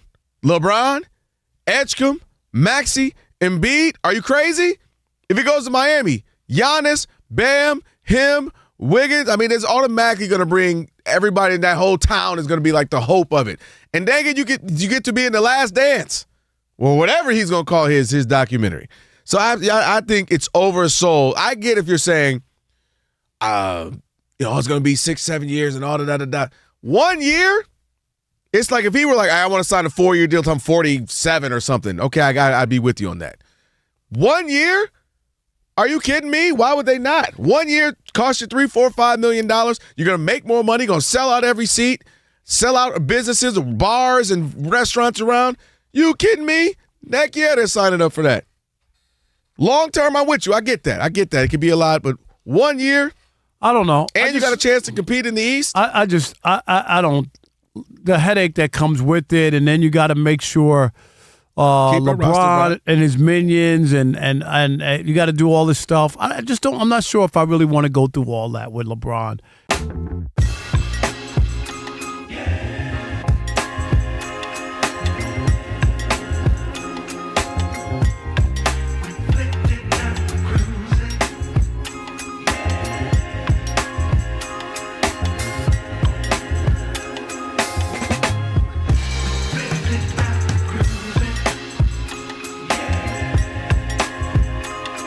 Fox Sports Radio, I couple your boys, Rob and Kelvin, on a Worship Wednesday. Ben Verlander, brother of Justin Verlander, going to be joining us here in about 6 or 7 minutes. Of course, he's MLB analyst, host of the Flipping Bats podcast, which ain't that illegal in baseball. You can't be flipping bats out here in these streets. For over 40 years, Tire Rack has been helping customers find the right tires for how, for what, and for where they drive. Ship fast and free, backed by free road hazard protection. With convenient installation options like mobile tire installation, TireRack.com is the way tire buying should be. We got calls talking about. Let's get it. Yeah, Monster Energy Big 12. That sounds like a monster truck. Monster Energy Big 12. Well, 12. That's the new name for the Big 12. Do you care? Does it bother you at all? Or do you like kind of the tradition in names, the Big 12 and certain stadiums and arenas staying the same? 877-99 on Fox. Who we got? How about Lane in Arkansas? You're on the Odd Couple Fox Sports Radio. What's up, Lane? Maine. It's Jermaine, big dog. Jermaine, what's up, buddy? How are you? Okay, I'm good, man. I'm with you, Rob, man. As a sports fan, sometimes I just want to boycott sports, man. Because the love of the game is taking the back seat. Yep. Everything is business motivated. Everything is money motivated. Oh, big back seat. Yeah. It robs you of the experience. I want to think that the player I'm rooting for is just, fully motivated to go against this guy. But he's thinking about his contract. I got to play more games for the contract. It's all money motivated. These young guys get on here, they already got $1 million chains and all of this. It used to be, can I just please buy my mama a house? Now it's, I'm already in a Lamborghini and I'm just a sophomore. You can't have that grit. You can't pull it from deep like a real sports fan wants you to do. You can't pull it from deep. Everything. Hey, Jermaine, what you saying is a lot of people, and we appreciate the call. You know what's funny? Money. I'm reading Chris Webber's book, I think it's called by the grace of God. And so much of what our caller just said there, Jermaine, like just to get into I had an opportunity, or just to get into this camp, or just to get into this, and money was tight. And it's so funny. He's getting like $20 offers, like, ooh, somebody offered me dinner. And now with these kids, it's just hysterical how things have changed over the last 20, 25 years where we are now. Crazy. Money is huge, man. It's a good book, by the way. Check it out. Harmon in Nashville. You're on the Odd Couple Fox Sports Radio. What's up, Harmon? Hey, guys. What's up? Long-time listener, first-time caller. But anyway. Shoot. Shout out to you, brother. you. Appreciate you. I call and say this. I don't care about naming rights or anything like that because everybody's in business, right? Everybody's trying to make a buck. Everybody's got to make a buck. Harmon. This stuff costs money. Harmon, everything's not for sale. Can we stop? There's not a price tag for everything. How about if they? Let me ask you this. Let me ask you one question. All right. The people who produce the Bible make a deal with Dunkin' Donuts, and now it's going to be called the Dunkin' Donuts Bible, and they're going to make a new cover for the Bible. You good with that? Because the people who are selling you the Bible, not a business. I'm just saying. Come on, man. Ridiculous. Hey, don't let your boy get a hold of it. Let me tell you where it all started, though. Let me tell you where it all started. The Buffalo Bills Stadium in 1973 was called Rich Stadium because they sold the naming rights to that stadium to Rich Products. Okay. So we've been at it a long time. Yeah, I don't like it. Yankee Stadium's not sold. Fenway Park's not sold. How long you think, though? Rick, they're never going to be. I'm telling you. I'll take that. Never. Well, how much advertising they got in it, though? No, but I'm talking about they still didn't take it. They didn't take the money. They didn't do it. Somebody going to call them. It's going to be all right, thanks for the call. It's going to be a foreign company with some money we ain't never heard of. You think the Yankees haven't been offered money? I don't know. Let a Saudi. Where's the Yankee black jersey that could be making a ton of money? Man, the Saudis giving out a lot of money right now to everybody. You want to come play golf over here? You want to come play this? Yankees. Jack in Kansas City, you're on the Odd Couple Fox Sports Radio. Yankees, they can be like, oh. Hey, Rob Parker, thank you for taking my call, sir. Yes, sir. Kelvin Washington, what's going on, brother? What's up, player?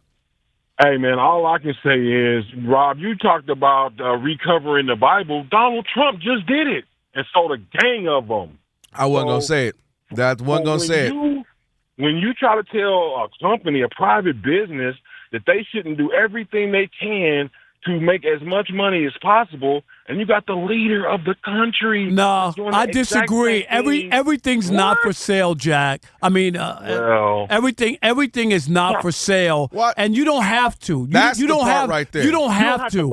Okay, no, but you don't have to take money because somebody came along. They're not good. There's certain things. If Church's Chicken right now came along and the Ku Klux Klan said, can we put our name on your? No, I want to go there. This taking a left turn. All right, I want to go there. I want to call it KKK Chicken. Rob. Okay. Caution. I'm not what? Racist. Everything's not for sale. Stop it. But here's the thing, no, answer my question. Why did churches? Hey, we're going to give you $100 million, and all you got to do is slap our name on top of the churches. Oh, they might be like, "Can y'all drop one of the K's?" You going there to buy there?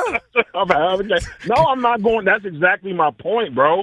That when you get done putting whatever logos on whatever uniforms and the stadiums and all that, until people stop going to go buy the tickets because of that. What are we talking about? Well, I don't disagree with the. Everything's not for the Big 12. But you don't have to. The Monster Energy Big 12. Yeah, I wish I would write that. They must be down bad. Hey, they must be down bad. When you're trying to make money, you're talking about the Big 12. Let's talk about the Big. I'm in Kansas City. That's right here. That's us.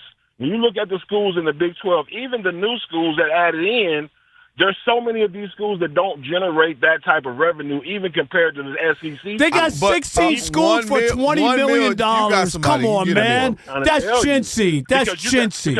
Because you got places like Lawrence and places even like Kansas City, Iowa State, all these Big 12 schools that are in these small markets that don't generate any kind of real revenue outside of what they do on campus. They looking for everything possible. And that pandemic taught them it cheapens, Jax. It cheapens. That's the schools. That is the university's best revenue. Okay, it still cheapens the Big 12. Good luck to the Big 12. Appreciate the call. Chili Tim, let's squeeze him in real quick before we get to an update with Isaac. Chili, what's up, buddy? What's up, guys? I had just, my dad, who's a pastor for 47, 48 years before he passed, he used to tell me, son, just because you have the right to do it, don't always mean it's the right thing to do. You know what I mean? Uh-huh. So I remember when I was a kid, I was playing youth baseball, my boys were playing, we used to have to go look for sponsors, every couple of years, and that's what they're treating it like now. Like, you guys are major league teams. You don't have to go out and act like, a little league team trying to find sponsors. I think some things need to stay the same. That some things need to be sacred. That's all. That's all I'm saying. You don't have to take it. I'll never forget what my mother said to me before I went to college. Just having a conversation. Chili, you still there? Yeah. And you know what she said to me? I'm dead serious. She said, "Just because the girls are giving it away, don't mean you have to take it." Man, that's what she said to me. Do you want to take? That's what she said to me. We done did a full. Chili, we done did a full circle with all these Chili, left did you turns. hear me? We back straight now. Mary Parker was spot on. Mary Parker was spot on. You done the brought late up the grade. Bible. I thought then you said church is chicken. I was like, it's clearly a worship Wednesday. The Bible, church, and then the Klan got in it. Now we talking about the little girl he's giving. I don't know where. Chili, what is going on this here Wednesday? Maybe he caught religion. Maybe he caught the spirit, Kelvin. I don't know. And then the Bible and then churches. I'm like, oh, bad church. Oh, wait, he meant church is chicken. I'm like, let's go. Oh, racist. What? And then the Klan. I mean, you kept stereotypes going. Church is chicken and the Klan don't like black people. And what's on the way? Ben Verlander joining us. Right now, we're getting you updated with Ilo. Ilo, please save us. You ain't going to save us. No, of course not, because, you actually brought up some things in my own life, Rob. I remember when I first left for college. Oh, boy. What did they tell you? My dear mother said to me, don't let the door hit you on the way out. Yeah, she had enough. By the way, these goofy corporate sponsor names, not limited to North America. I kid thee not, there is a soccer stadium in England, and among the names that has gone through, Bargain Booze Stadium. Just ridiculous. Local liquor store chain, and You Lock It Stadium. So I'm waiting for a Bargain Booze Stadium arena here. Don't wait, you ain't going to have to wait too much longer. I'll tell you. Speaking of that, at Pacific Bell /SBC/AT&T/Oracle Park today. See, that's what I'm talking about. You know what I'm talking about. It's all factually correct, folks. Toronto Blue Jays pitcher Dylan Cease had a no-hitter going for 8 innings against the Giants before it was broken up by an Elliot Ramos single to lead off the bottom of the 9th inning. Blue Jays won the game 10-0. Cease finished with 11 strikeouts in 8+ innings, but at least he was given the chance for it, because moments ago in Pittsburgh, the Pirates' Jared Jones had a perfect game going through 6 innings with 8 strikeouts against the Atlanta Braves, but then was taken out after throwing just 77 pitches, and it had to happen. Mason Montgomery came in to relieve Jones, and within 2 batters, the perfect game and the no-hitter both gone. Pirates and Braves scoreless in the top half of the 8th inning. The Chicago Cubs a 4-3 lead at Baltimore in the top half of the 7th inning. Baltimore's Pete Alonso, his 20th home run. However, after that, Pete Crow Armstrong hit his 21st home run and his 2nd of the game. The Washington Nationals thumping Houston 8-1 at the top of the 6th inning. The Nationals' Luis Garcia Jr. and C.J. Abrams each hit their 20th home runs of the season. Trained to push past the pain, not athletes, just people. Trafficked every day right here in the United States, sometimes by someone they trusted. During the World Cup, help us break the silence. Visit bluecampaign.gov/World Cup to learn more. All was quiet at the World Cup today, but it will roar back to life tomorrow as the quarterfinals kick off at 4 p.m. Eastern between France and Morocco in Foxborough. Guys, all yours. Ilo, appreciate it. You can stick around another hour and a half. You got to get out like they told you to get out the house. It is the Odd Couple, Rob Parker, Kelvin Washington, on a Worship Wednesday. By the way, Alex, please save us, Ivante, because you guys look. Who is Young OG? Do I know him? Because me and Rob are looking at this Tiger game, and they've done like a 10-minute interview with him. He's still on. Young man. OG. He threw out the first pitch, everything. All right, let's go to Detroit. It's funny because that's in Detroit. Speaking of Detroit, somebody who is familiar with that, Ben Verlander, MLB analyst, host of the Flippin' Bats podcast, brother of Justin Verlander, who, of course, was with the Tigers for many years. Ben, maybe you can save us. Who's young OG?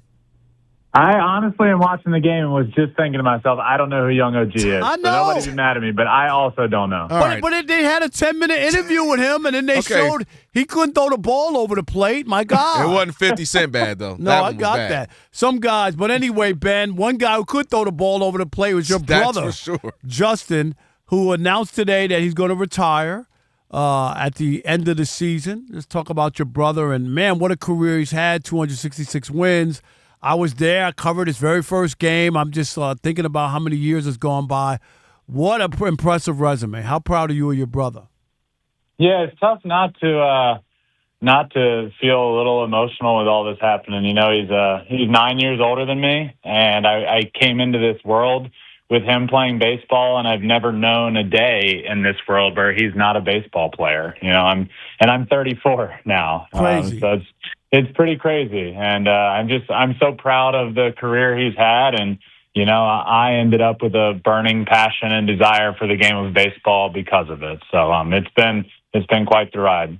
When you think of him, you just told us you were watching this Tiger game as well against the A's. You know, you may not know, I'm from Michigan. I'm born and raised in Ann Arbor, you know, and still got a crib in Detroit. And so I grew up watching him as well. When you think of him, is that where home is for him? If you pictured it, he goes in the Hall of Fame. What jersey is it? The Astros? Like, where do you picture him when you think of him like that? I feel like that's a two-part question. Where do I view home, and where does he go, and what hat does he wear in the Hall of Fame is a tricky one to answer. But I think because, look, it's easy to have recency bias, especially, you know, in sports.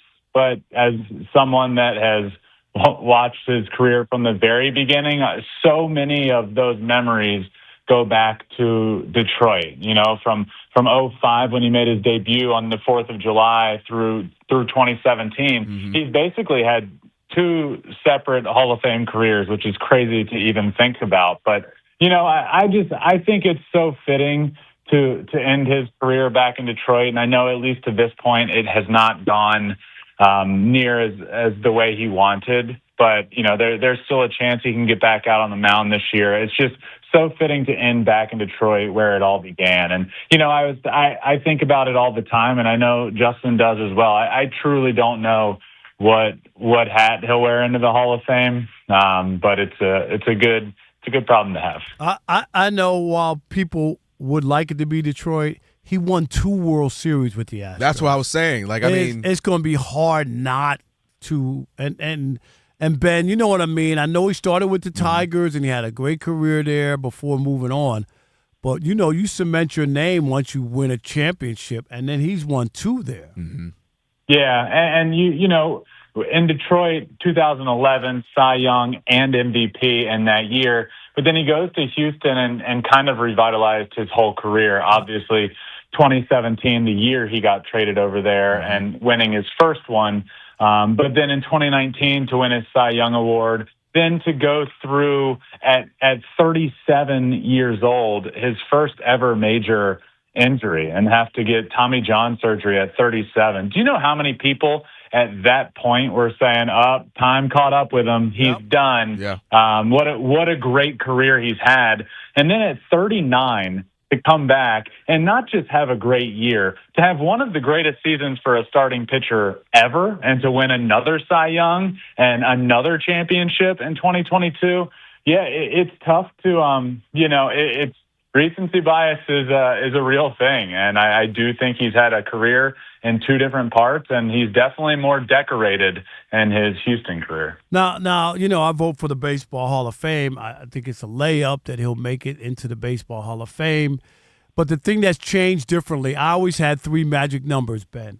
3,000 hits, 500 home runs, and 300 wins. Now, what's changed is it's hard, almost impossible to get 300 wins with the way pitchers are handled nowadays and whatnot. So now what works is the 3,000 strikeouts. And everybody not tainted by juice who has the 3,000 strikeouts basically are in the Hall of Fame.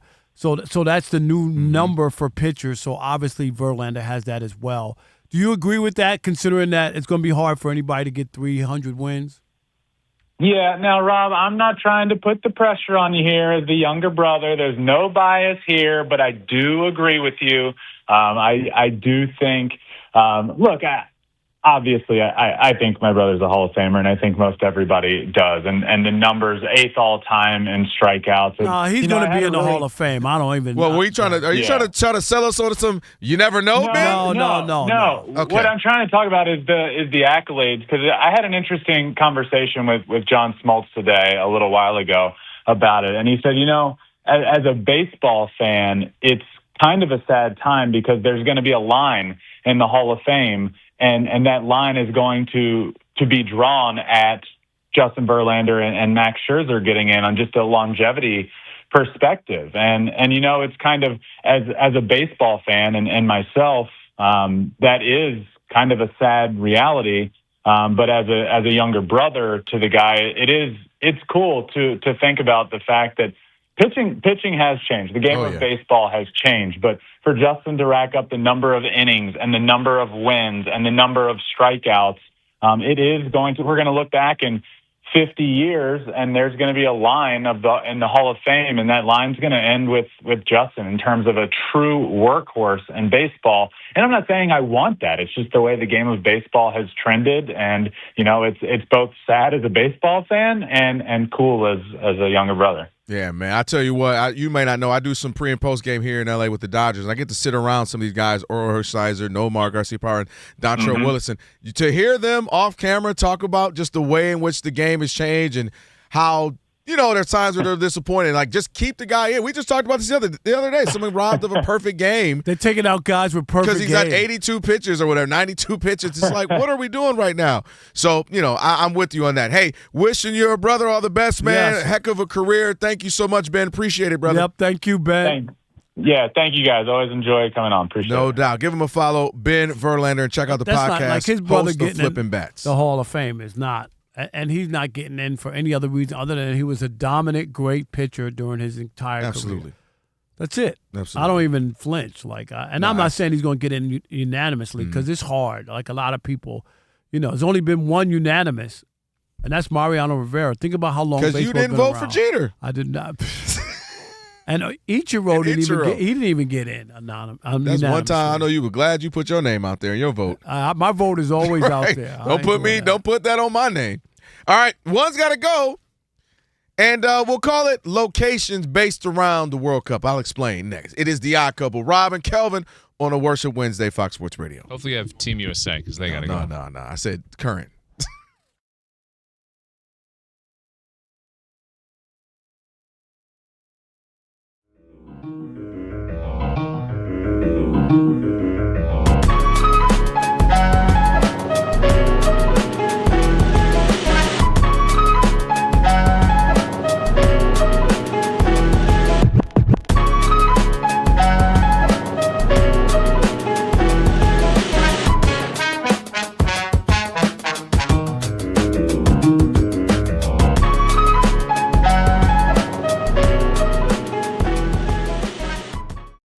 So the starting lineups for the 2026 WNBA All-Star Game were revealed today, and 3 Indiana Fever players, Aaliyah Boston, Kelsey Mitchell, and Caitlin Clark, were all named starters. That's the big headline, right? Mm-hmm. But if you keep reading down, one of the big takeaways from that headline is the voting process that showed that with 50% being the fan vote, 25% being the media, and 25% being the players, Caitlin Clark was the second most voted guard in totality, all right? Right. She came in third most votes guards by the media. She came in 11th amongst guards by her peers. So the fans love her, the media loves her, and as we've known for a while now, the players, not so much. I'd like to start here. Can I do that? Go ahead. This should come as no shock. All of you people have cried forever. Don't let the media or the fans vote. The players should vote. They should be the ones who pick the All-Stars and the awards because they've made it to the league. They know who's good and who's not good. We don't know what we're doing. I've said it 1,000 times. The worst people to have pick award winners, all-stars, are the players. They're too invested. They're jealous. Can you hear this? Is this on? Players are jealous of each other. If you think this is just Caitlin Clark, I got news for you. In 2017, the NBA said, all right, let's let the players vote on the All-Star in the NBA. Let's let the players vote as well. Fans, media, and players. Kelvin, can I give you the number? Yep. 324 players cast a vote in 2017 for the All-Star game, the first time ever the players voted for the All-Star game. LeBron James. 128 players did not vote for LeBron James. For an exhibition game? In 2017, he won one of the great. How was it not unanimous for an, right? It's just an exhibition game. How about Kevin Durant in 2017? He won one of the best players in the league.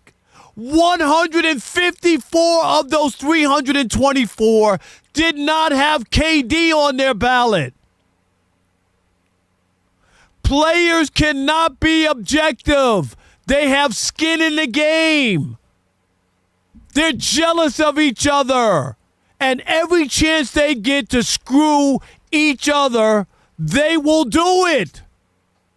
Over pettiness. It was a pause. That was a pause. I was going to let it ride. Given all of the circumstances, that sounded even crazier. But you get my point. Yes. Like, this has happened forever. That's why they have skin in the game, Kelvin. They can't be objective. It's facts. And I'll add to that. I think there's also the fraternity aspect, right? Sometimes I think there's absolute hate, right? I just don't like this person. And I think some of it is, well, I'm going to just vote my teammate and vote you, vote me, I vote you, you vote her, I vote her. I think that absolutely plays a role too. But on a larger scale, specifically dealing with the hate that Caitlin Clark gets, if you told me she was the 11th picked, like talented or something, to vote getter, she should be more than that, but I can understand it because maybe they feel there's 10 other players better. Okay, I get that. It's the idea that 11th guard. That's crazy. That's asinine. There are not 10 other guards better than her in the WNBA. But what do you make that? What do you think the reason is? It's a handful of things. Absolutely, it's general hate. Just general hate, like Dave Chappelle had on The Hater, the sketch he had back in the day. That happens in NBA. We're going to freeze out, keep Jordan out. We're going to not vote for LeBron. It happens all the time. Steph Curry got hate when he became the face of the league and had those first 2-3 years of meteoric rise. People didn't like him. Start to foul him hard. It happens. That's why, Rob, I keep telling people, it's multifaceted when it comes to the Caitlin Clark story. The other side of it is, too, her fan base. Her fan base, and specifically, I say, her fan base, not WNBA fans. WNBA fans know where she ranks, where she's about. Okay, she's about, if you want to go somewhere between 5 and 10 best players, and maybe you have her a little higher for. But they know she's not the best. They know she's one of the best. There's other people who are good. Specifically, her fan base came about because of Iowa and then into the WNBA. And never really watched before, weren't all in before.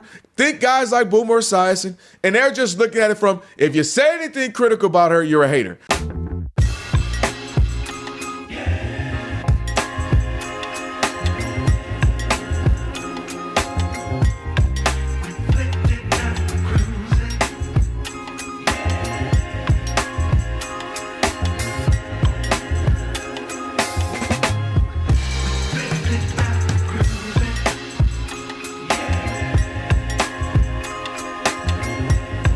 Okay. All right. Fox Sports Radio. Rob Parker, Kelvin Washington on a Worship Wednesday. Ben Verlander just joined us. Appreciate that. It's always good to have him on. Chop it up with him. on this Worship Wednesday. All right. Still a lot left in the show, including next hour. We'll have Garrett Bush, host of the Ultimate Cleveland Sports Show there. Cleveland! We'll see what's going on with LeBron out that way. Cleveland! That's right. We'll do last call as well. So a whole lot to get to. Right now, it's time for One's Gotta Go. Hard decisions. So 5's a crowd. Is that what I'm playing in here? 5's an uneven number. Figure it out. Hear me out. Hear me out. All right, so this one is World Cup based in that we now have with the final 8 left in the tournament. And I got to thinking, I was like, man, these are some cool places to see all the countrymen and all the folks coming out, traveling to these different North American venues to enjoy and take in the World Cup. And it got me thinking of the remaining 8 countries. If you had to live the rest of your days, Rob Parker, Evante, Alex, even Brandon or Ilo, everybody wants to jump in, where would it not be? Argentina. Oh, this is easy. France, England. This is easy. Morocco, Belgium. Well, we know you going to Belgium. You are a star there. You might have a star on the Walk of Fame. Hey. Spain, Norway, and Switzerland. One, you say, nah, I'm not going to live there. You already have it? Yeah, that's easy. How is it easy? Norway, no how. You don't want to walk away? Why? Ooh. You get the Northern Lights You don't there, want too. to do that? I'm good. I'd rather stay at live in the other Wow. places. Norway. I'm not a Norway. I've never been there. You never been? Never been to Norway. How many have you been to before we get to everybody else? Real quick. Check it. Yes. Argentina. Yes. France. I know you've been Yes. to France. England. I know you've been Yes. to Morocco? Yes. You been to Morocco? I've been to Morocco. Belgium. That's Northern Africa. Never been to Belgium. Well, you're a star now. Go. Okay. Spain. I know you've been to Spain. Yep. Norway. Oh, no, Norway. And then Switzerland. In Switzerland, yes. Just at the airport. Okay. Well, if we're counting the airport. Zurich. So I don't really count it because I need to get out. Yeah, but my at rule least- is you have to have eaten and slept at least one night. like an airport. Yeah. I Rob don't was consider actually that. in Morocco for the filming of Casablanca. There you go. I knew he was there. He probably knows every line, Hey, every scene. I did go to the Casbah. I just want you to know. I did. I've Meet been me in the to Casbah. 1, 2, 3. I've only been to 3. Switzerland, Spain, and France. Robert Parker, it's good for you to be here. Those are 3. All right, Ilo, which one? Nah, if you had to live there the rest of your days, Argentina, France, England, Morocco, Belgium, Norway, Switzerland, or Spain?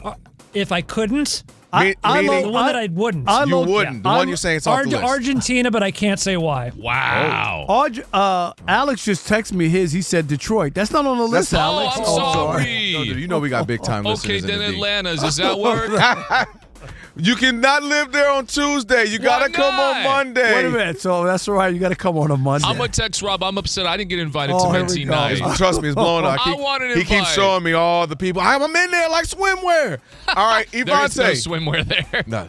Great point. Evante. This is all of them are I would be interested in at least visiting all of Well, them. So that's there's why no it's because one I you haven't gotta been to go. any of these countries. You haven't been to any of them? Full disclosure, Zero. haven't been to any of them. So I'd be interested. Well, he's a in young going to guy. any. How Yeah. old are you? 26. 20. He's young. Yeah, I hadn't been to any of them until probably another 5 or 6 years after you. But I guess my answer would probably be Argentina. Argentina too. Yeah, Wow. but nothing specifically against them. Just the others all What's really wrong with the stick water out in to me as- Argentina? I'm just asking. Rob, I got to dig something. Yeah, y'all keep Rob, going. Alex? Caution. Oh, mine's easy. Morocco. I've been to Morocco. We're not going. How was it? Why not? Why? No, it was Why great. did you like it, Rob? It's in Africa. Don't No, give I'm me with you on that, but No. How dare you? No, I'm just saying. Don't you make know, this political Trump. No, I'm trying to give you a place I don't want to live. All right, Morocco. It's just too deserty for me. I've seen it. I've looked at it. I've seen pictures. It looks cool, but out of everywhere else, I'd live everywhere else. Yeah. hey, can you do me a favor? Hit That's the button last for time. yourself. That's Can you fair. hit the button on your racist? Oh, stop it. See, now I knew. There we Oh, go. because it's so in Africa. Yeah. You don't want to go That's- see. way to go Trump on me, Rob. I didn't say anything. All right, I'm jumping in on this one. It was tough because I have been to a few, and they're great. France, you got to go. What? Switzerland, Geneva, France. Switzerland. Oh, I No, thought you said gotta not go. I'm Sorry. saying you got to go to check it out. I'm telling Evante. And I've been to Spain. Madrid is awesome. I love it, and also Barcelona. I'm going to go with Belgium. Belgium can go. What? Yeah, I think I'll pass. How dare you? I'm interested in Morocco like just beer? to mix the culture. Well, I don't like beer. You don't like waffles? I do like You waffles. don't like sweets? It ain't got nothing to do with the fact that they just beat us either. When you go there, you probably I'll probably everybody. enjoy it. When you go to Belgium, I'm just saying everybody goes down to I've the been to hotel Berlin. Yeah. Does that restaurant and count? goes, I'm having waffles. Yep. Yeah. Right? Everybody. I've been to Berlin. I know it ain't the same, but that's near. And you know what's, Rob? I've never been to England. Only the airport. You need to go. Really? Yeah, Only the airport. Terrible You need food. to go. Yeah. Terrible food. They don't put any seasoning. They do on not. toast. Don't disrespect fish and chips like that. That's all they got. All I'm going to eat is Jamaican food.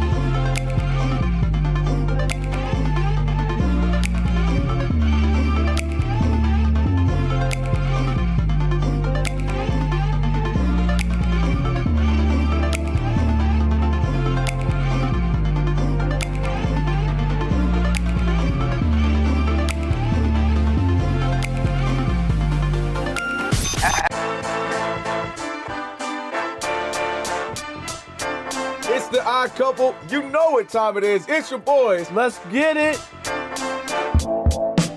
The Odd Couple is fun. Check. And informative. Check. What's up, America? You want to talk sports with 1.5 of the best-looking guys in the game? That game was incredible. You are wrong. You'll be king of the water cooler. What's it like working with Rob? Rob in his mind is like Chris Rock mixed with Richard Pryor, so I'm running out of fake laughs. Ha ha, Rob. Rob is very passionate. Son, you ain't ready for this. I don't have BS in my game. I'm straightforward. I'm honest. You say Brady's the greatest quarterback of all time, but Eli Manning beat him twice. And of course, it doesn't hurt that I'm right most of the time. Kelvin is the nice guy, wants to make everybody feel warm and fuzzy. You done? Let me tell you the truth. I bring the energy, a youthful energy. Rob's not gonna see this, is he? And I bring an honest opinion. Michael Jordan, I can't take it anymore. I need a break. I'm gonna go play baseball. Trash Talking Tuesday is the best. It's a great opportunity for folks to call in and they get to trash whomever. Who you trashing, Roger? I'm trashing LeBron James and Michael Jordan. Oh, okay. They can't even hold Wilt Chamberlain's shoes. Stop talking about the king like that. It's a new era. Let LeBron be the best, please. I only recognize one king in the United States, and that's Burger King. Good, all right. The connection with the Odd Couple audience is incredible. We really invite them in. And they can relate, whether it be things about our own personal lives or our takes on sports. Love you guys. Hey, what's up, Kelvin Washington? And the World Cup Final Four is set, and you can trade it on Kalshi. Just my friends, and they join right in on the show. We talk with the listeners, not at them. Obviously, you can listen to us live, but you can still check out the podcast. You can check out our YouTube. You can check us out on social media. So in any way you want to get it, you can get it. Yes. There's some yelling. It is some hot takes. It's a whole lot of fun. I'll give you that. It is fun. I agree. Begrudgingly. The Odd Couple. Sports talk that's too good and too fun.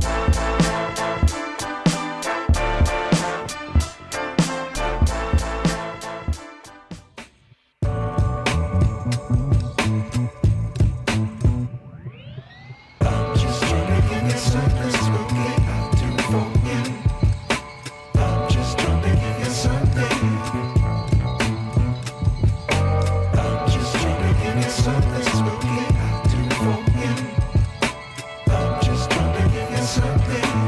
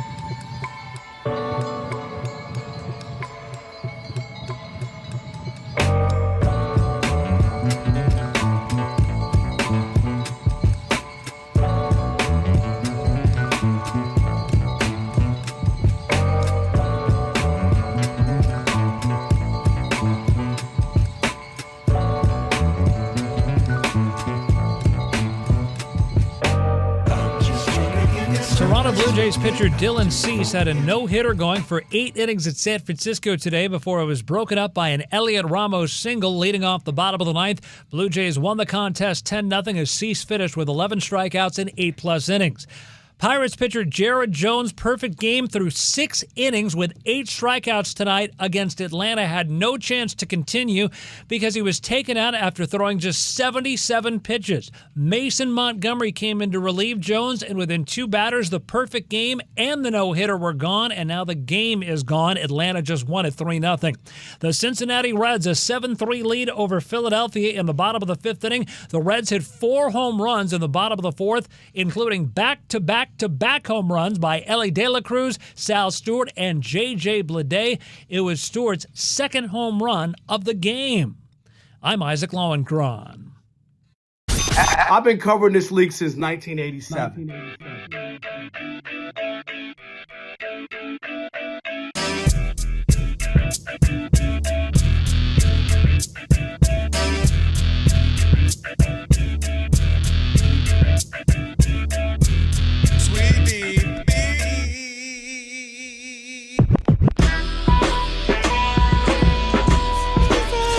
Can this sports writer and this sports fan share a radio show without driving each other crazy?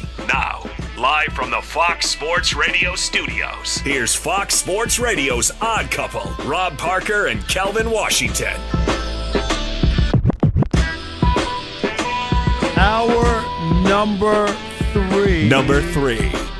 And you might want to check the Odd Mob. You know, we've had a crazy show. Maybe they want to chime in. The YouTubians? Yeah, see what they're saying. It is the Odd Couple, Rob Parker, Kelvin Washington, on a Worship Wednesday here on Fox Sports Radio. Be sure to check out our YouTube channel. Actually, you know, people, they want to hear what's going on, watch what's going on.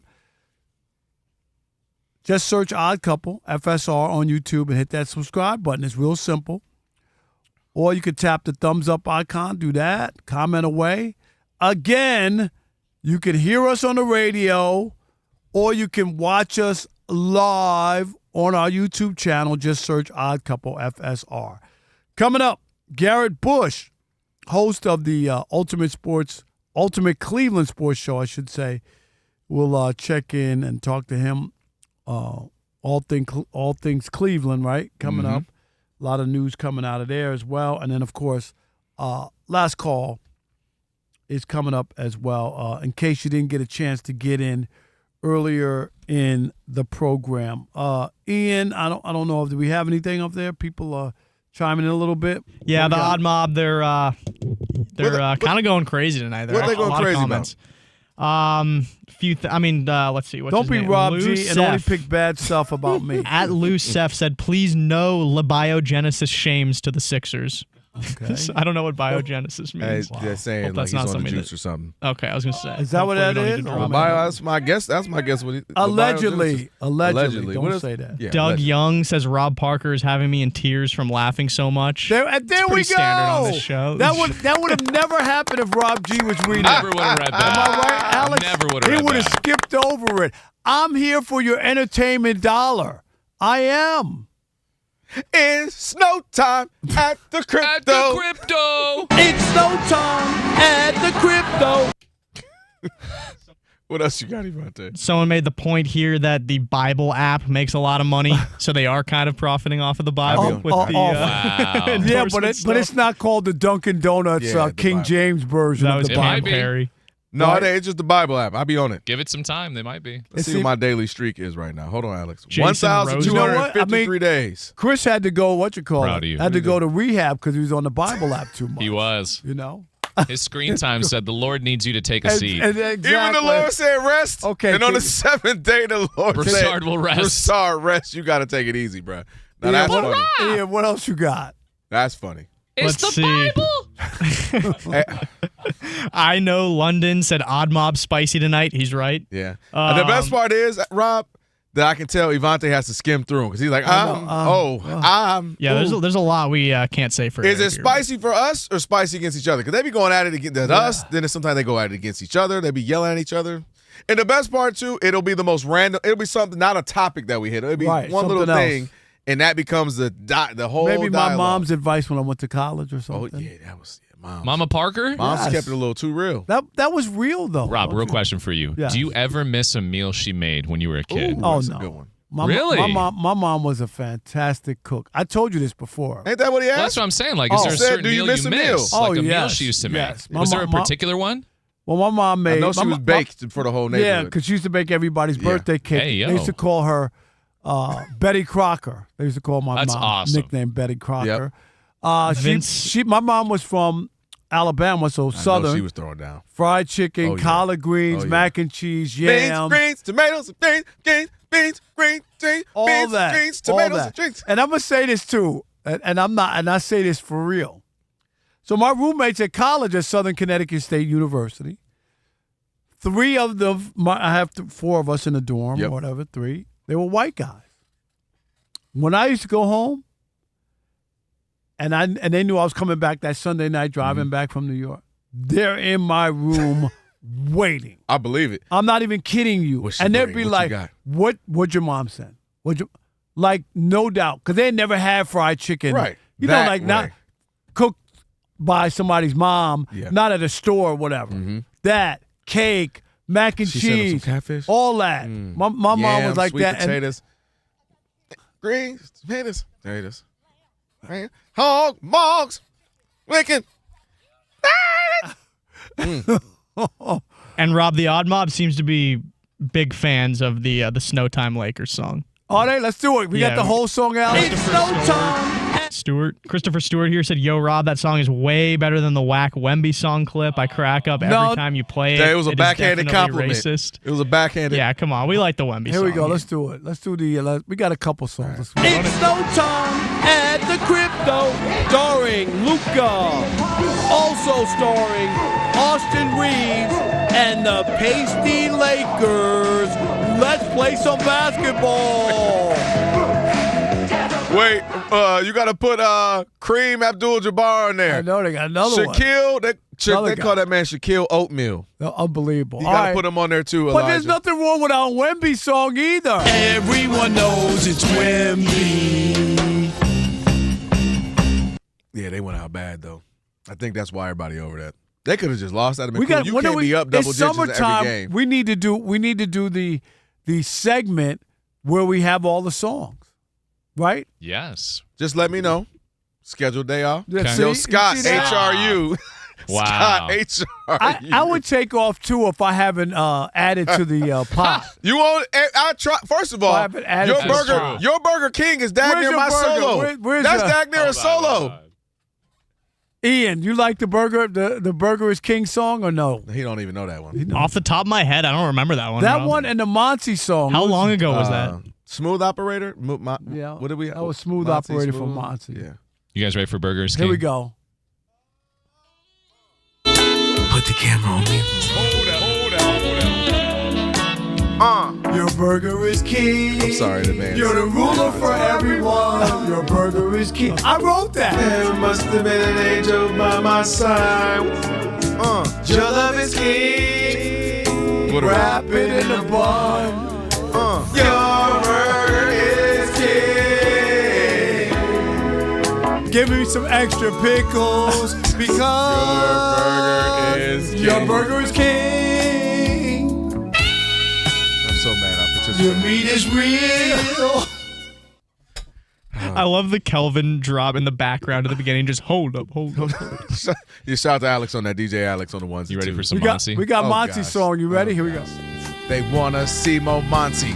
Mo Monty. Mo Monty. Break it down, Rob. Here we go. Da, da, da, da. Because Monty's a smooth operator. That's why they watch our show. Smooth operator.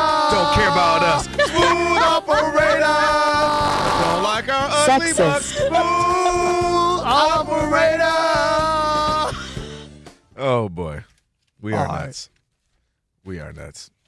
Alex, are we empty? Are we good? You empty Oh, the we're clip. not empty. What else you got? Are you kidding Well, this me? is your summer run through right now. No, we're going one more. Okay, what you how got? about this? Oh, this one's still my personal favorite. Are you guys a believer still? Oh yeah. And then I saw his toss. I'm a believer. and not a trace of doubt in my mind. I'm in love with Caleb. I'm a believer. I couldn't leave him if I tried. Got Kerry Rhodes on the dooms. Oh, Kerry Rhodes? That's right. Boy. That was very good. All right. You know how I know Rob G ain't here? Because he would have turned over. He turned over in the house right now. Listen, if he'd heard that. No, you know why you knew Rob G's not here? Right. The show was fun. Oh, I'm sorry. Did I say that out loud? I'm sorry. You did. Wow. Right for the camera. Elijah going to clip that and send it to him. Elijah, put that to Rob G. Yeah, I know. Elijah, send that to Rob G. All right, here we go. 16 years ago, something happened. Ian, what happened? 16 years ago was the original The Decision from LeBron James, the ESPN special. Ian, you were only 3 or 4 or something. I do not remember it at all. Funny. That is crazy. Don't tell us that how young you are. That's crazy. No, I mean I still lived in New York at the time, and I remember it was like a huge consolation prize that they ended up getting Carmelo, but it didn't feel like it at the time, because he was coming home and all that. But that's what I remember from that time was the Knicks getting Carmelo Anthony. That's how young I was. What do you get out of that? It's crazy. Was it a good decision or a bad decision to do it the way it is? Because he got backlash for it. He got a lot of backlash. I mean, that was the first black guy. That was the thing. For probably a decade, like if you didn't like LeBron, that was the thing. And I think it's less the decision, the way it kind of played out, more so where he ended up going. Meaning if he literally had the same thing, Jim Gray, $2 million to, I think it was the Boys and Girls Club, all that, but he goes back to Cleveland, I don't think it's a big deal. I think the decision was a big deal because of the decision that was made more so than the theater of it all. But I think, looking back at it, I mean, if you would have told me 24 years, that would be like the big scandal of his career. It's kind of like, the tan suit. It's not a scandal. It's just not scandal, but I mean that would be the thing that made people irate for such a long time. I guess you'd say that was a compliment to him, meaning there wasn't a bunch of wild stuff, if you will, but that was the thing for years that a lot of people. The decision really kind of turned. That's when it turned for him. Up until that point, he was a young star. Most people either indifferent or you loved him. And then it was the league finally kind of said, all right, it's his league for a handful of years. And then the decision came, and that was when it turned. You remember the following season, he puts on the black hat and tried to be the bad guy when he was with Miami that first year. And that's just, that's not LeBron. So it just seemed odd and awkward and out of place. He wasn't him. But now it's funny. Yvonne Taker, I swear, every big recruit has a decision. Yo, what's up? Iced out. I got 3 hats. I mean, it's just phony now. Like it was done. I'm gonna go to this and then pick up the hat. Psych. Nah, I'm gonna go to this one. I just saw one where a kid. It was about picking what college they're going to. So it was all these Ivy League schools, right? Mm-hmm. So he had the hoodie or the sweatshirt from all the schools. And then, of course, after he went through the 5 Ivy League schools that he always talked about, Columbia and Harvard and Yale and whatever. Then he goes back into his bag and picks out Vanderbilt. Like I'm like, yeah, it's do you know what I mean? Oh, yeah, it's theater now. Everything is theater now. Rob, you got to put on. You ain't got to do all that. Come on, even man. for revealing your kid's gender, we're doing too much. No, they getting carried. People lifting weights, like and dropping the dumbbells. You just can't say we're having a boy. We're having a boy. Uh-huh. You want to buy? If you're not sure, buy green stuff. But how's that? Yeah, yellow, green, tan. Yeah, the girl wear tan or no? But what's wrong with gender? We did a gender reveal. Green, yeah. Was it phony or fake? Yeah, we didn't do all crazy. We just did popped a little twisted and it pops. We didn't go crazy. That, people right? Got people trying to dunk. You see the one where man couldn't make the dunk. Wild. So he had to keep trying. Like, ugh. I just thought it was set the tone for LeBron. Being it about him and being over the top with that. That's all. It just came off as that wasn't necessary. He does that. Okay. Play. Music. I don't want to call it like back in the DeLorean. We can and go back in time. I do all this. I'm going back. I'm taking my talents back home to Cleveland. Is it even a thing anymore? You know what I mean? Was it the result of the decision? No, it's not. It wasn't the result. Because I think it was the result. Nobody had really Cleveland, done that. It just didn't. I'm taking my talents to South. Like it just was so. Like I wanted to throw up in my mouth, Alex, that night. And this was 2016. Yep. What was that? No, that's way longer. 2010, right? 16 years ago. I'm sorry, 2010. And I just was like, what? All that? There's some humility. It's just like him sitting in the barber's chair. Because to me, I'll equate that. Him sitting in the barber's chair talking about when we came back from 3-1, that's when I knew I was the GOAT. Like that, those two to me go hand in hand. No? Do you see what I'm saying? I don't mind that one as much. I'm just saying, like that's who he is. Like you don't need to say the second one, but you said the second one because you said the first one when you were moving on. You don't have to do all that. You know what? I've grown to believe more and more, and you've heard me say this a few different people, subjects we had. I think when it comes off awkward because you're not comfortable even in saying it. If Anthony Edwards, let's say he wins a ring or two, and then he's like, that's why I believe to go. Because he's been that. Anthony Edwards has told people to his face, Kevin Durant's my favorite player growing up, and I'm about to bust his head tonight. And he's just been that guy his whole career that if they say 5 years he wins a couple, and then he wins a tough one like it comes back for 3, and he's like, that's why I'm the GOAT.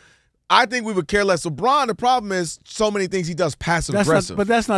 So I'm saying it comes off you know what I mean? Like if he were in the Muhammad Ali bag all the time, I'm the greatest, I'm the one, I took him down, you would be like, hey, he always talking that talk. But that was different. You know, like back then you used to have to sell yourself in boxing. I don't think that Muhammad Ali, because it was just a different game. You know, like you really boxing, they used to get together.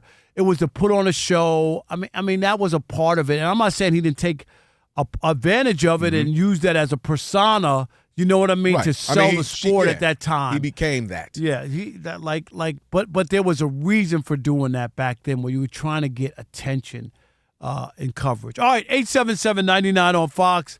It's been, 16 years since the decision. Was that a good decision or a bad decision?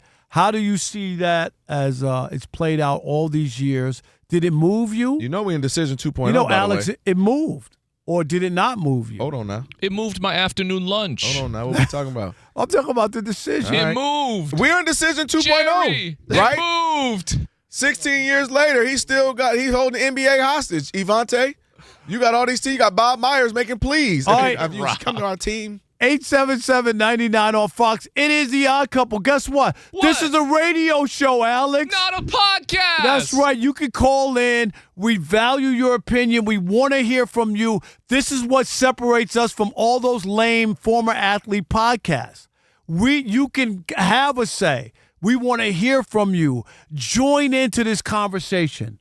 877-99 on Fox. They already called. Look at that. It is The Odd Couple. Rob Parker, Kelvin Washington. Stick and stay. If you also remember LeBron James with his own head of hair in the US of A. The answer to the question everybody wants to know. LeBron, what's your decision? In this fall, man, this is very tough. In this fall, I'm going to take my talents to South Beach and join the Miami Heat.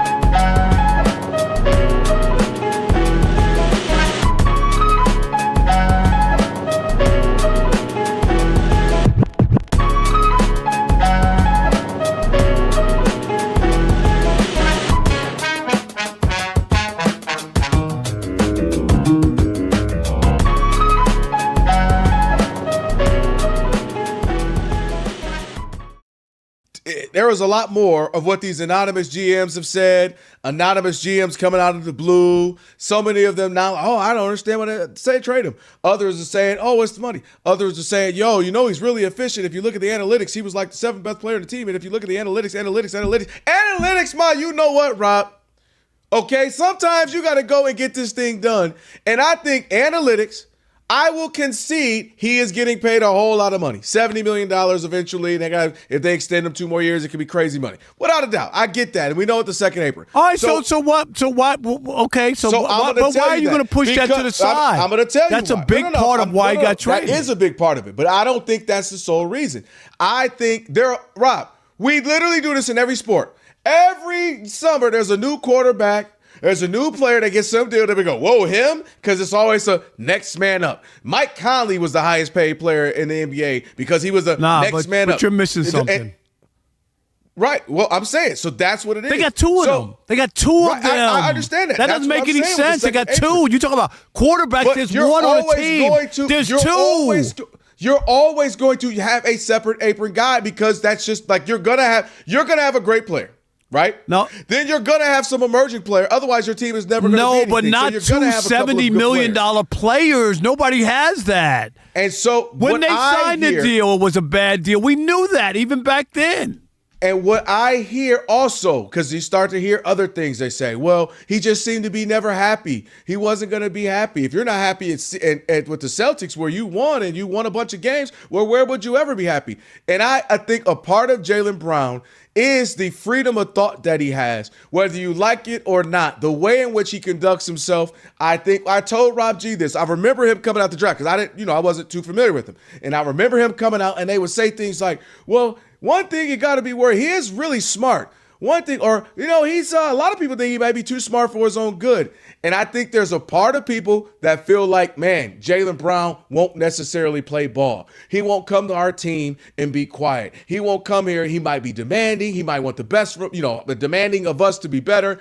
He might be politically and socially commenting on things and being aware. I believe that absolutely plays a role in him where people are just like, I don't know. I'm a little worried about him and his personality trait. I strongly believe that when you look at what he's kind of the things that he said, the things that he's done, the things that he stands for over the last 6-7 years, really his whole career, but especially as he became more of a household name within the NBA confines. So I think that plays a role because you can't analytic me to death when we know analytics don't mean anything in the sense of there's plenty of people that are analytically great and they don't win anything. There's plenty of people who aren't and they're doing some great things. And he led a team that lost their quote unquote best player in Jason Tatum and led them to the tune of everybody like, oh, shoot, could they win the first seed? Did they choke down a 3-1 lead with him? That absolutely happened. But my point is, this is the same dude that was there, that got your team, that you competed, you played, showed up. He's an Iron Man. And I just feel like there's more. They're not saying everything, Rob. And I think there's his personality, his strong will, his train of thought, his thought of mind, his freedom of speech. I absolutely think that plays a role. And are using other things the analytics, so that's why we're not looking at him. Because it don't make sense on paper, just the analytics, when you see him play, when you see how hard he plays, when he shows up night in and night out. He is a finals MVP, perennial all-star, all-NBA, 6 in MVP voting, got his team to the playoffs without Jason Tatum, and now it's like, I don't know. So that's what I read. There's more to this, Rob, than that. And I think some of those anonymous GMs hinted at it. They didn't want to fully go there. Well, if he just doesn't seem happy, he doesn't. Well, I don't know if that's not a great situation, what would be? He enjoyed his situation for 10 years. What, he got to die there? Totally disagree with you. I think you have bought into the false narrative about Jaylen Brown because everything that the Celtics check the box on Jaylen Brown and the reason to move him is spot on. So they're an analytics team. They live and die by the 3, so they do follow analytics, so you can't act like they don't. Number 2, the idea of having 2 players with that kind of money, even when they signed the deals and they both were making that, people were like, you can't afford to have 2 players. And especially when one wasn't even good enough to make the Olympic team. Only one made it, but you're paying both of them Olympic top dollar, okay? But he didn't make the team, okay? So you got 2 guys, and one guy didn't make the Olympic team, okay? And number 3, Jaylen Brown had the audacity after choking down a 3-1 lead in the playoffs to the Sixers to talk about that being the best season. It's just a slap in the face to the fan base and to the people in the organization.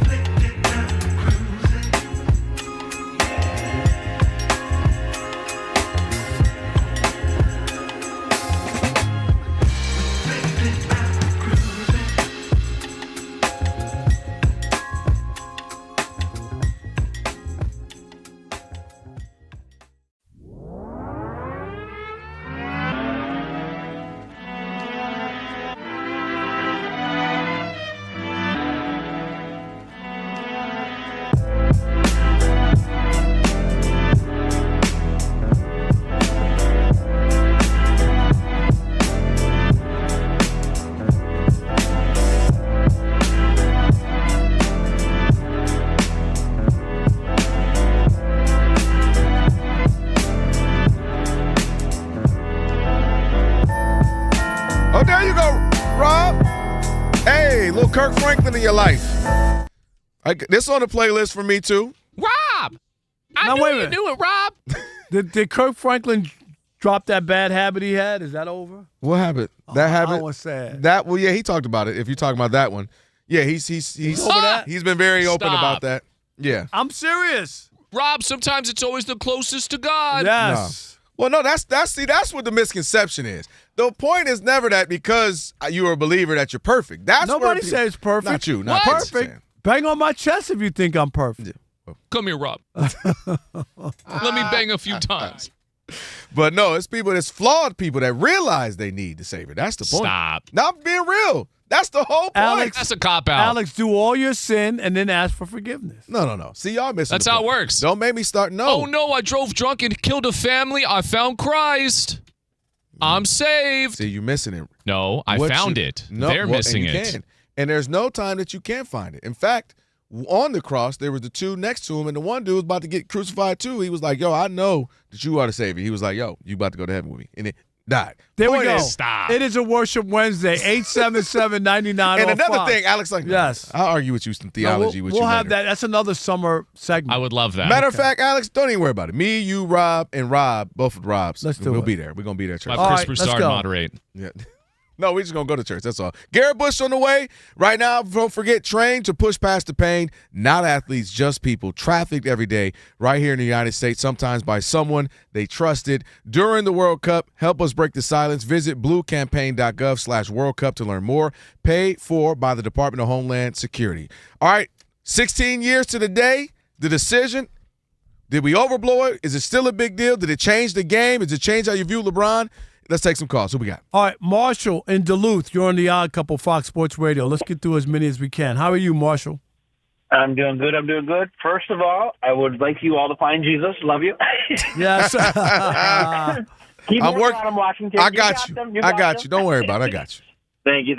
But second, I was just going to say, so when I first got into basketball, the year that the decision happened, right? So looking back at it now, I understand that he kind of did it in really poor taste, the way he did it. Yes. The show. But when I was young, and when I first heard it, I heard, oh, he's going to go play with his friends, D-Wade and Bosh, probably win, and he's going to Miami. I was like, that sounds like the easiest decision I've ever heard in my life. It was like, oh, you can stay home where you've been losing and they haven't been giving you any help, or you can go to Miami. I mean, it's Miami, and then you're going to play with D-Wade, who is now my favorite player, and you got Chris Bosh. I was like, no, that's an easy decision. And no state income tax. Thank you, Marshall. Appreciate it. Appreciate it, Marshall. How about Greg in Kansas? You're on the Odd Couple Fox Sports Radio. What's up, Greg? Told you before, gentlemen, he's the moat. Who's the moat? LeBron, the mercenary of all time. Yes, there you go. Y'all and y'all oats. I told you, Greg, his statue out in front of Cleveland Stadium, him with a basketball in one hand and a suitcase in the other. I have a feeling Elijah's about to pull it up. Yeah, you're right. I want to like the guy, but I can't. I hear you. Thank you, Greg. Appreciate it. Justin in New Mexico, you're on the Odd Couple Fox Sports Radio. What's up, Justin? What's up, fellas? Can you hear me? We got you. Sir. Hey, God is good. All the time. Yeah, real quick, man. I call LeBron the coat. Corniest of all time. We got the moat, the coat. Is it a boat next to it? Yes. Look here, real quick. He wants to take MJ's spotlight so bad, and he know he can't do it, man. He just has his still moments when it's not appropriate. He hates that he can't outshine MJ. And second point, greats don't call themselves the greats. Thank you. Let the writers, analysts, journalists, and the fans determine. Please. And Jim Gray looked disgusted that he had to sit there for an hour. Now you took it too far. Jim Gray loves other than the paycheck, yeah, right? Jim Gray loves some camera time. That's not hold on now. Thanks a lot for the call. Andre in Massachusetts, you're on the Odd Couple Fox Sports Radio. What's up, Dre? How you doing? Thanks for taking the call. Listen, I'm rocking with the decision 100% because it was a primary inflection point. It was the turning point in the player empowerment movement. LeBron James, at the height of his influence, saying, listen, I'm taking my talents. And I don't have an issue with the way that he phrased that because he was establishing what would become the player empowerment movement. Now, it does have its detriments with players forcing their way out and trying to get out of contract. Nevertheless, LeBron James does deserve a lot of credit in terms of college athletes finally getting their market value. Because remember, it was Gavin Newsom who on the shop signed the name, image, and Yeah, likeness but there were of people trying to do that for a long time. I mean, we could go back to, what was it, the running back? Before that, Maurice Claret. Yeah. Maurice Claret at Ohio State. Don't act like LeBron is the one who authored that. There were guys who felt the Fab Five talked about it. Jalen Rose and them talking about the pizza and they couldn't get. They were selling their jerseys, so that was a thing. Don't get me wrong, it had happened a lot, but with athletes. Do we have time for Dion, or it's too late? We're too late, right? Too late. All right, yeah, we got to get to Garrett Bush on the other side of trending. ILO, getting you updated now. Fellas, a crazy day and night in Major League Baseball. Today, Toronto Blue Jays pitcher Dylan Cease had a no-hitter going for 8 innings at San Francisco before it was broken up by an Elliot Ramos single to lead off the bottom of the ninth. Blue Jays went on to win the ball game 10-0 as Cease finished with 11 strikeouts in 8+ innings. Then tonight, Pirates pitcher Jared Jones had a perfect game going through 6 innings with 8 strikeouts against the Braves, but was then taken out after throwing just 77 pitches. Pirates went to the bullpen, and within 2 batters, the perfect game and the no-hitter were gone. Good. As Atlanta. What do you mean good? Oh, yes, good. Yes, good. After exactly. They made the change is what I'm saying. Exactly.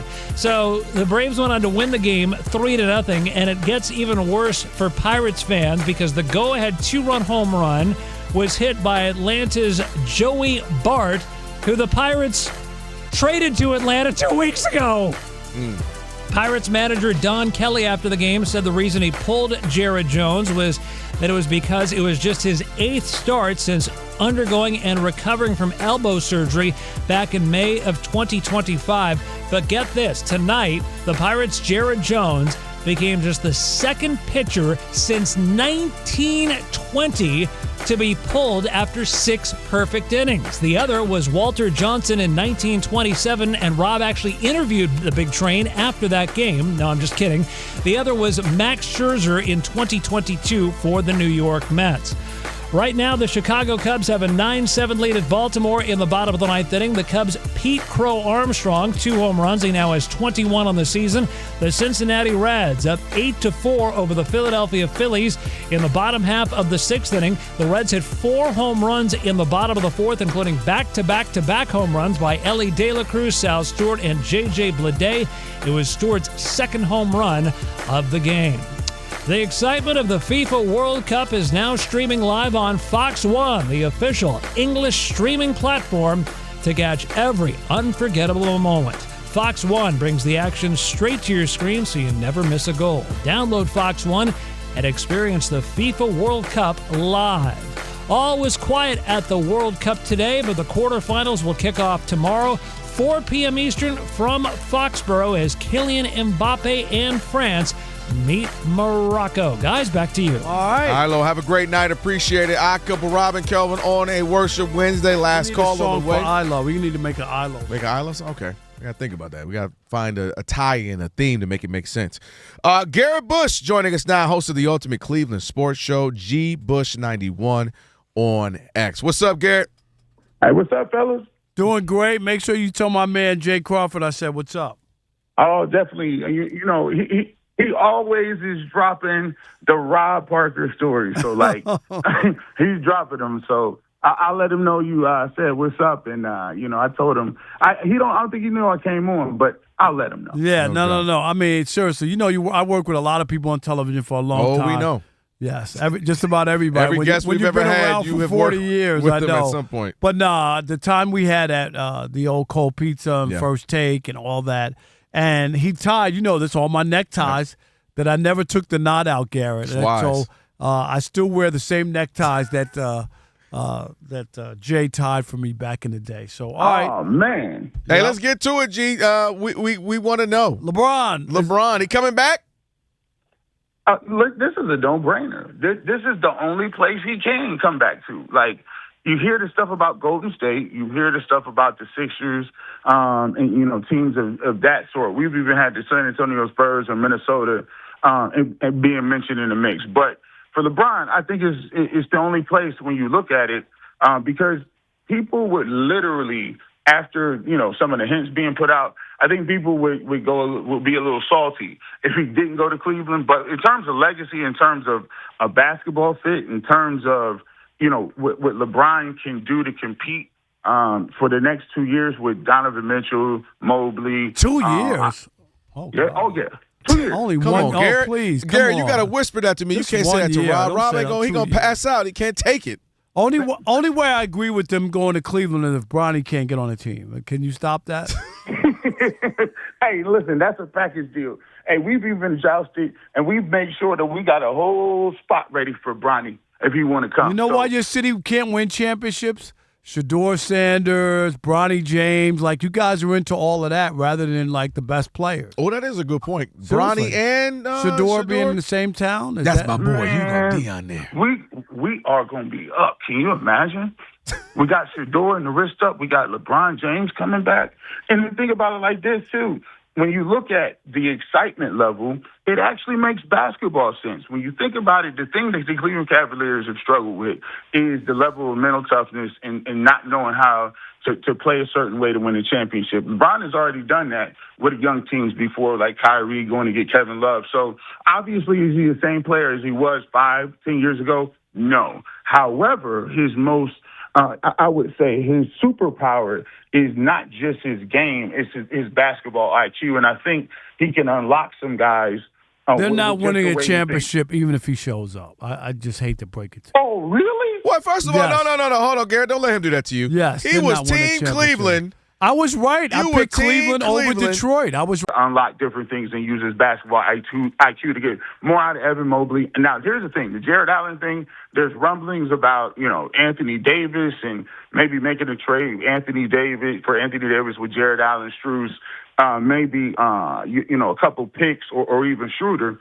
For me, I would be more apprehensive on Anthony Davis just given his injury history and given where he's at. But in terms of putting yourself in the East, LeBron James I think they're right there with the Raptors. They got Kawhi. I think they're right there with the Miami Heat with Giannis. I think the Boston Celtics took a whole step backwards. They traded a 36-year-old Paul George for one of the best players coming off of one of his best seasons of the year. And I think they actually got worse. Well, let me throw here with you. Okay. Go ahead. Finish your thought. Oh, no, I said, so for me, is it a guarantee for the Cavs to win the championship? No. Is it going to be an uphill battle? Yes. Okay, that's all I said. I would bet it. I would take the field in the East over the Cavs. Yeah. Well, let me go with aside from LeBron, Donovan Mitchell, 4 years, $273. Is he worth it? People act like Jaylen Brown isn't worth it. Is Donovan Mitchell worth that, right? And is he the guy to get over because you mentioned it. Him and Harden, both the guys people view can't get over the hump. Yeah. The thing is, you got to look at it in terms of your opportunity cost. What's the best alternative to Donovan Mitchell if you don't extend him and you let him walk?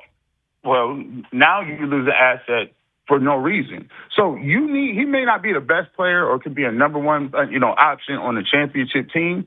But in the way of Scottie Pippen and other different people that were very good players that complimented superstars like Jordan and Pippen and different things like that and Penny and Shaq, he gives you an opportunity to set that position, and then now you have that. Now you can look and see how you go about getting better. But yeah, you got to pay him. That's just the way the NBA is. Because if you're a certain, I guess, stature, you're going to get the deal because they don't have. You don't have to pay because they sent Luka packing. You don't have to. I would have paid Donovan, but I'm just saying, Garrett. They don't. Luka? They don't have to. No, I wouldn't have paid Luka $350, and that's what Dallas decided. Am I right, Garrett? They decided they didn't want to pay him $350 million. And I think today, and I will give you credit for this, right? I think the intent of what you're saying is nowadays, because of the second apron, you're going to have to make some very difficult decisions in terms of how many max players you can have. You can't have two. Yep. You can't have really two. That's why you see what I said. Yep. That's why I think that the Cavs have a 2-year window to do something because they at that point you're capped out. You're going to have to start over. So I think that's the reason they moved on from Darius Garland for James Harden, which was a risk. And I think that's also why they made the big time movement of going and bringing LeBron back home, because if you do have a 2-year window, is it guaranteed? No, but I'll take LeBron in a 7-game series any day of the week. That's what they always said. They said that when Luka came to L.A. They got knocked out in the first round, but that's another story. Yeah, Luka wasn't in shape then, right? Come on. Okay, now. I'm just saying. He wasn't this year, Luka. I'm just saying, go back, Garrett. You know this. Go back and look at all of the analysts when Luka showed up here. No, I don't want to see. Nobody wants to see LeBron and Luka. Nobody in the West. No, who wants to see those two guys knocked out in the first round? Okay. I think. Well, see, you have to say this though. The reason that they actually beat the Rockets was because LeBron James turned back the hands of time. Reeves was injured. You look at Luka being injured, and he beat the Rockets pretty much as the catalyst to doing so. So for me, Luka's injury has a lot to do with why people are shaky about his body type and in terms of how if he can stay healthy. He's never been top-notch, six-pack, I could run all day. Oh, no. That's not his forte. That ain't so it. For me, I think when you look at the Lakers, it is true. Luka and Reeves and LeBron on paper should have worked. It didn't work. And I think half that goes into the fit, Luka being injured. And in general, I think the Lakers just didn't have a good enough roster to compete with the Spurs and OKC. Hey, we got to end it there, Gary. Appreciate you, man. Appreciate you. Yes, no sir. doubt. Gary ultimate. Bush, G Bush 91. Go ahead and give him a follow on X. All right, last call. We already there. 877-99 on Fox. Last call. Jump in if you want to. What in the Monty is in my face too? Hey, how are you? Monty, you working tonight? We just played your song. Did we you did hear? Actually. We just had your song. Get on to camera. We need views. All right, we'll do that. We'll come up for last call. And all you YouTubers, let's get that. Monty's in the building. That's right. Stick with us, Fox Sports Radio. It's last call time on The Odd Couple. If you had a take and couldn't get in all show, here's your chance. Your call's important to us. Call us at 877-99 on Fox. Hurry up. Rob and Kelvin got to get out of here.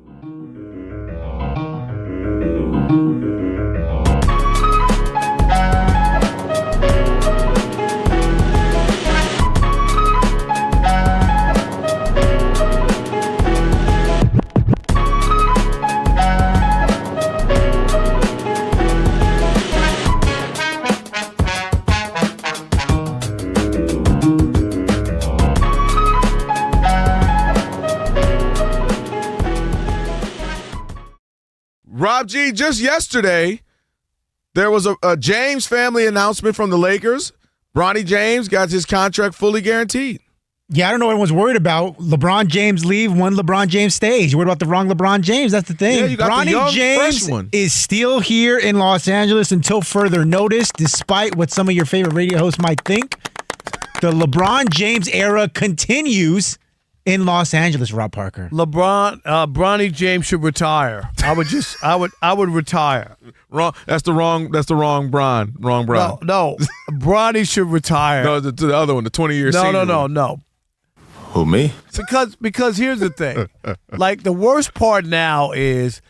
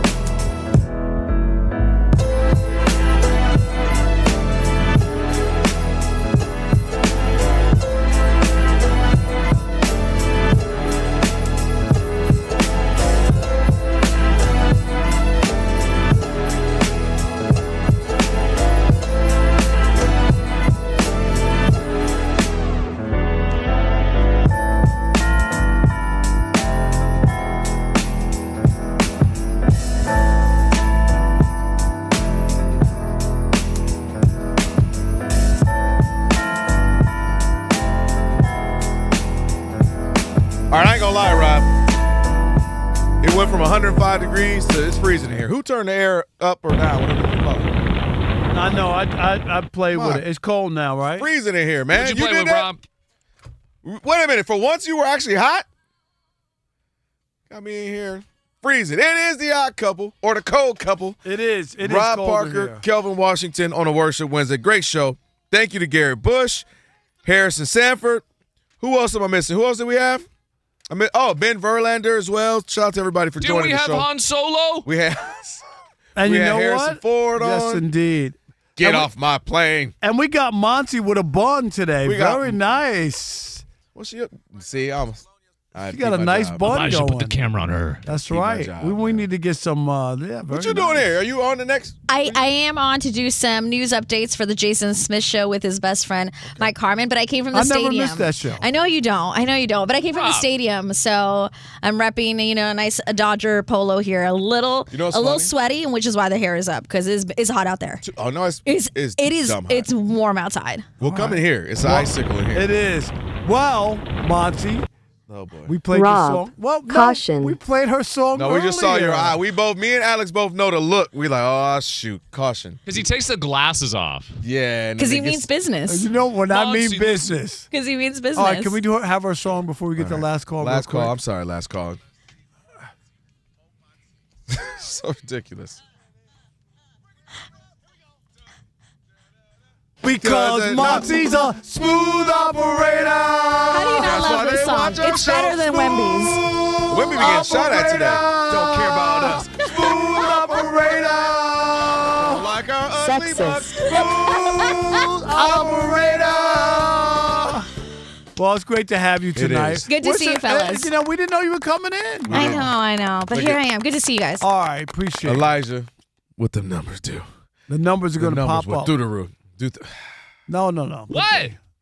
You talking about where's your Yeah, Alex? you need a caution. I don't get no caution. No, you need a big caution. I'm the button guy. Like the orange Alex, cones, caution. There you go. tape, Thank you. all of it. Helicopters fly. All right, we go to the let's VR go. for that? All the last call. time. Let's get to it. Yeah, we got it. This is the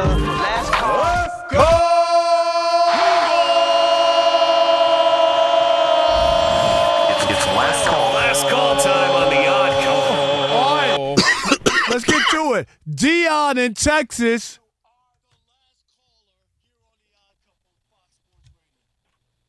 Hey, guys, great show. Thanks for squeezing me in. Yes. The boat, he's the best of all time. And what that decision did was it put general managers on notice. No longer could you waste a great player of his caliber. No longer can you waste his time and not build a team around him. You're That's right. why He played for 24 years and got 4 championships. Hey, he You're waited right. a long He didn't time waste for his any last time. call. Let him cook. 24 years. Keep cooking, Dion. You keep going. Very nice.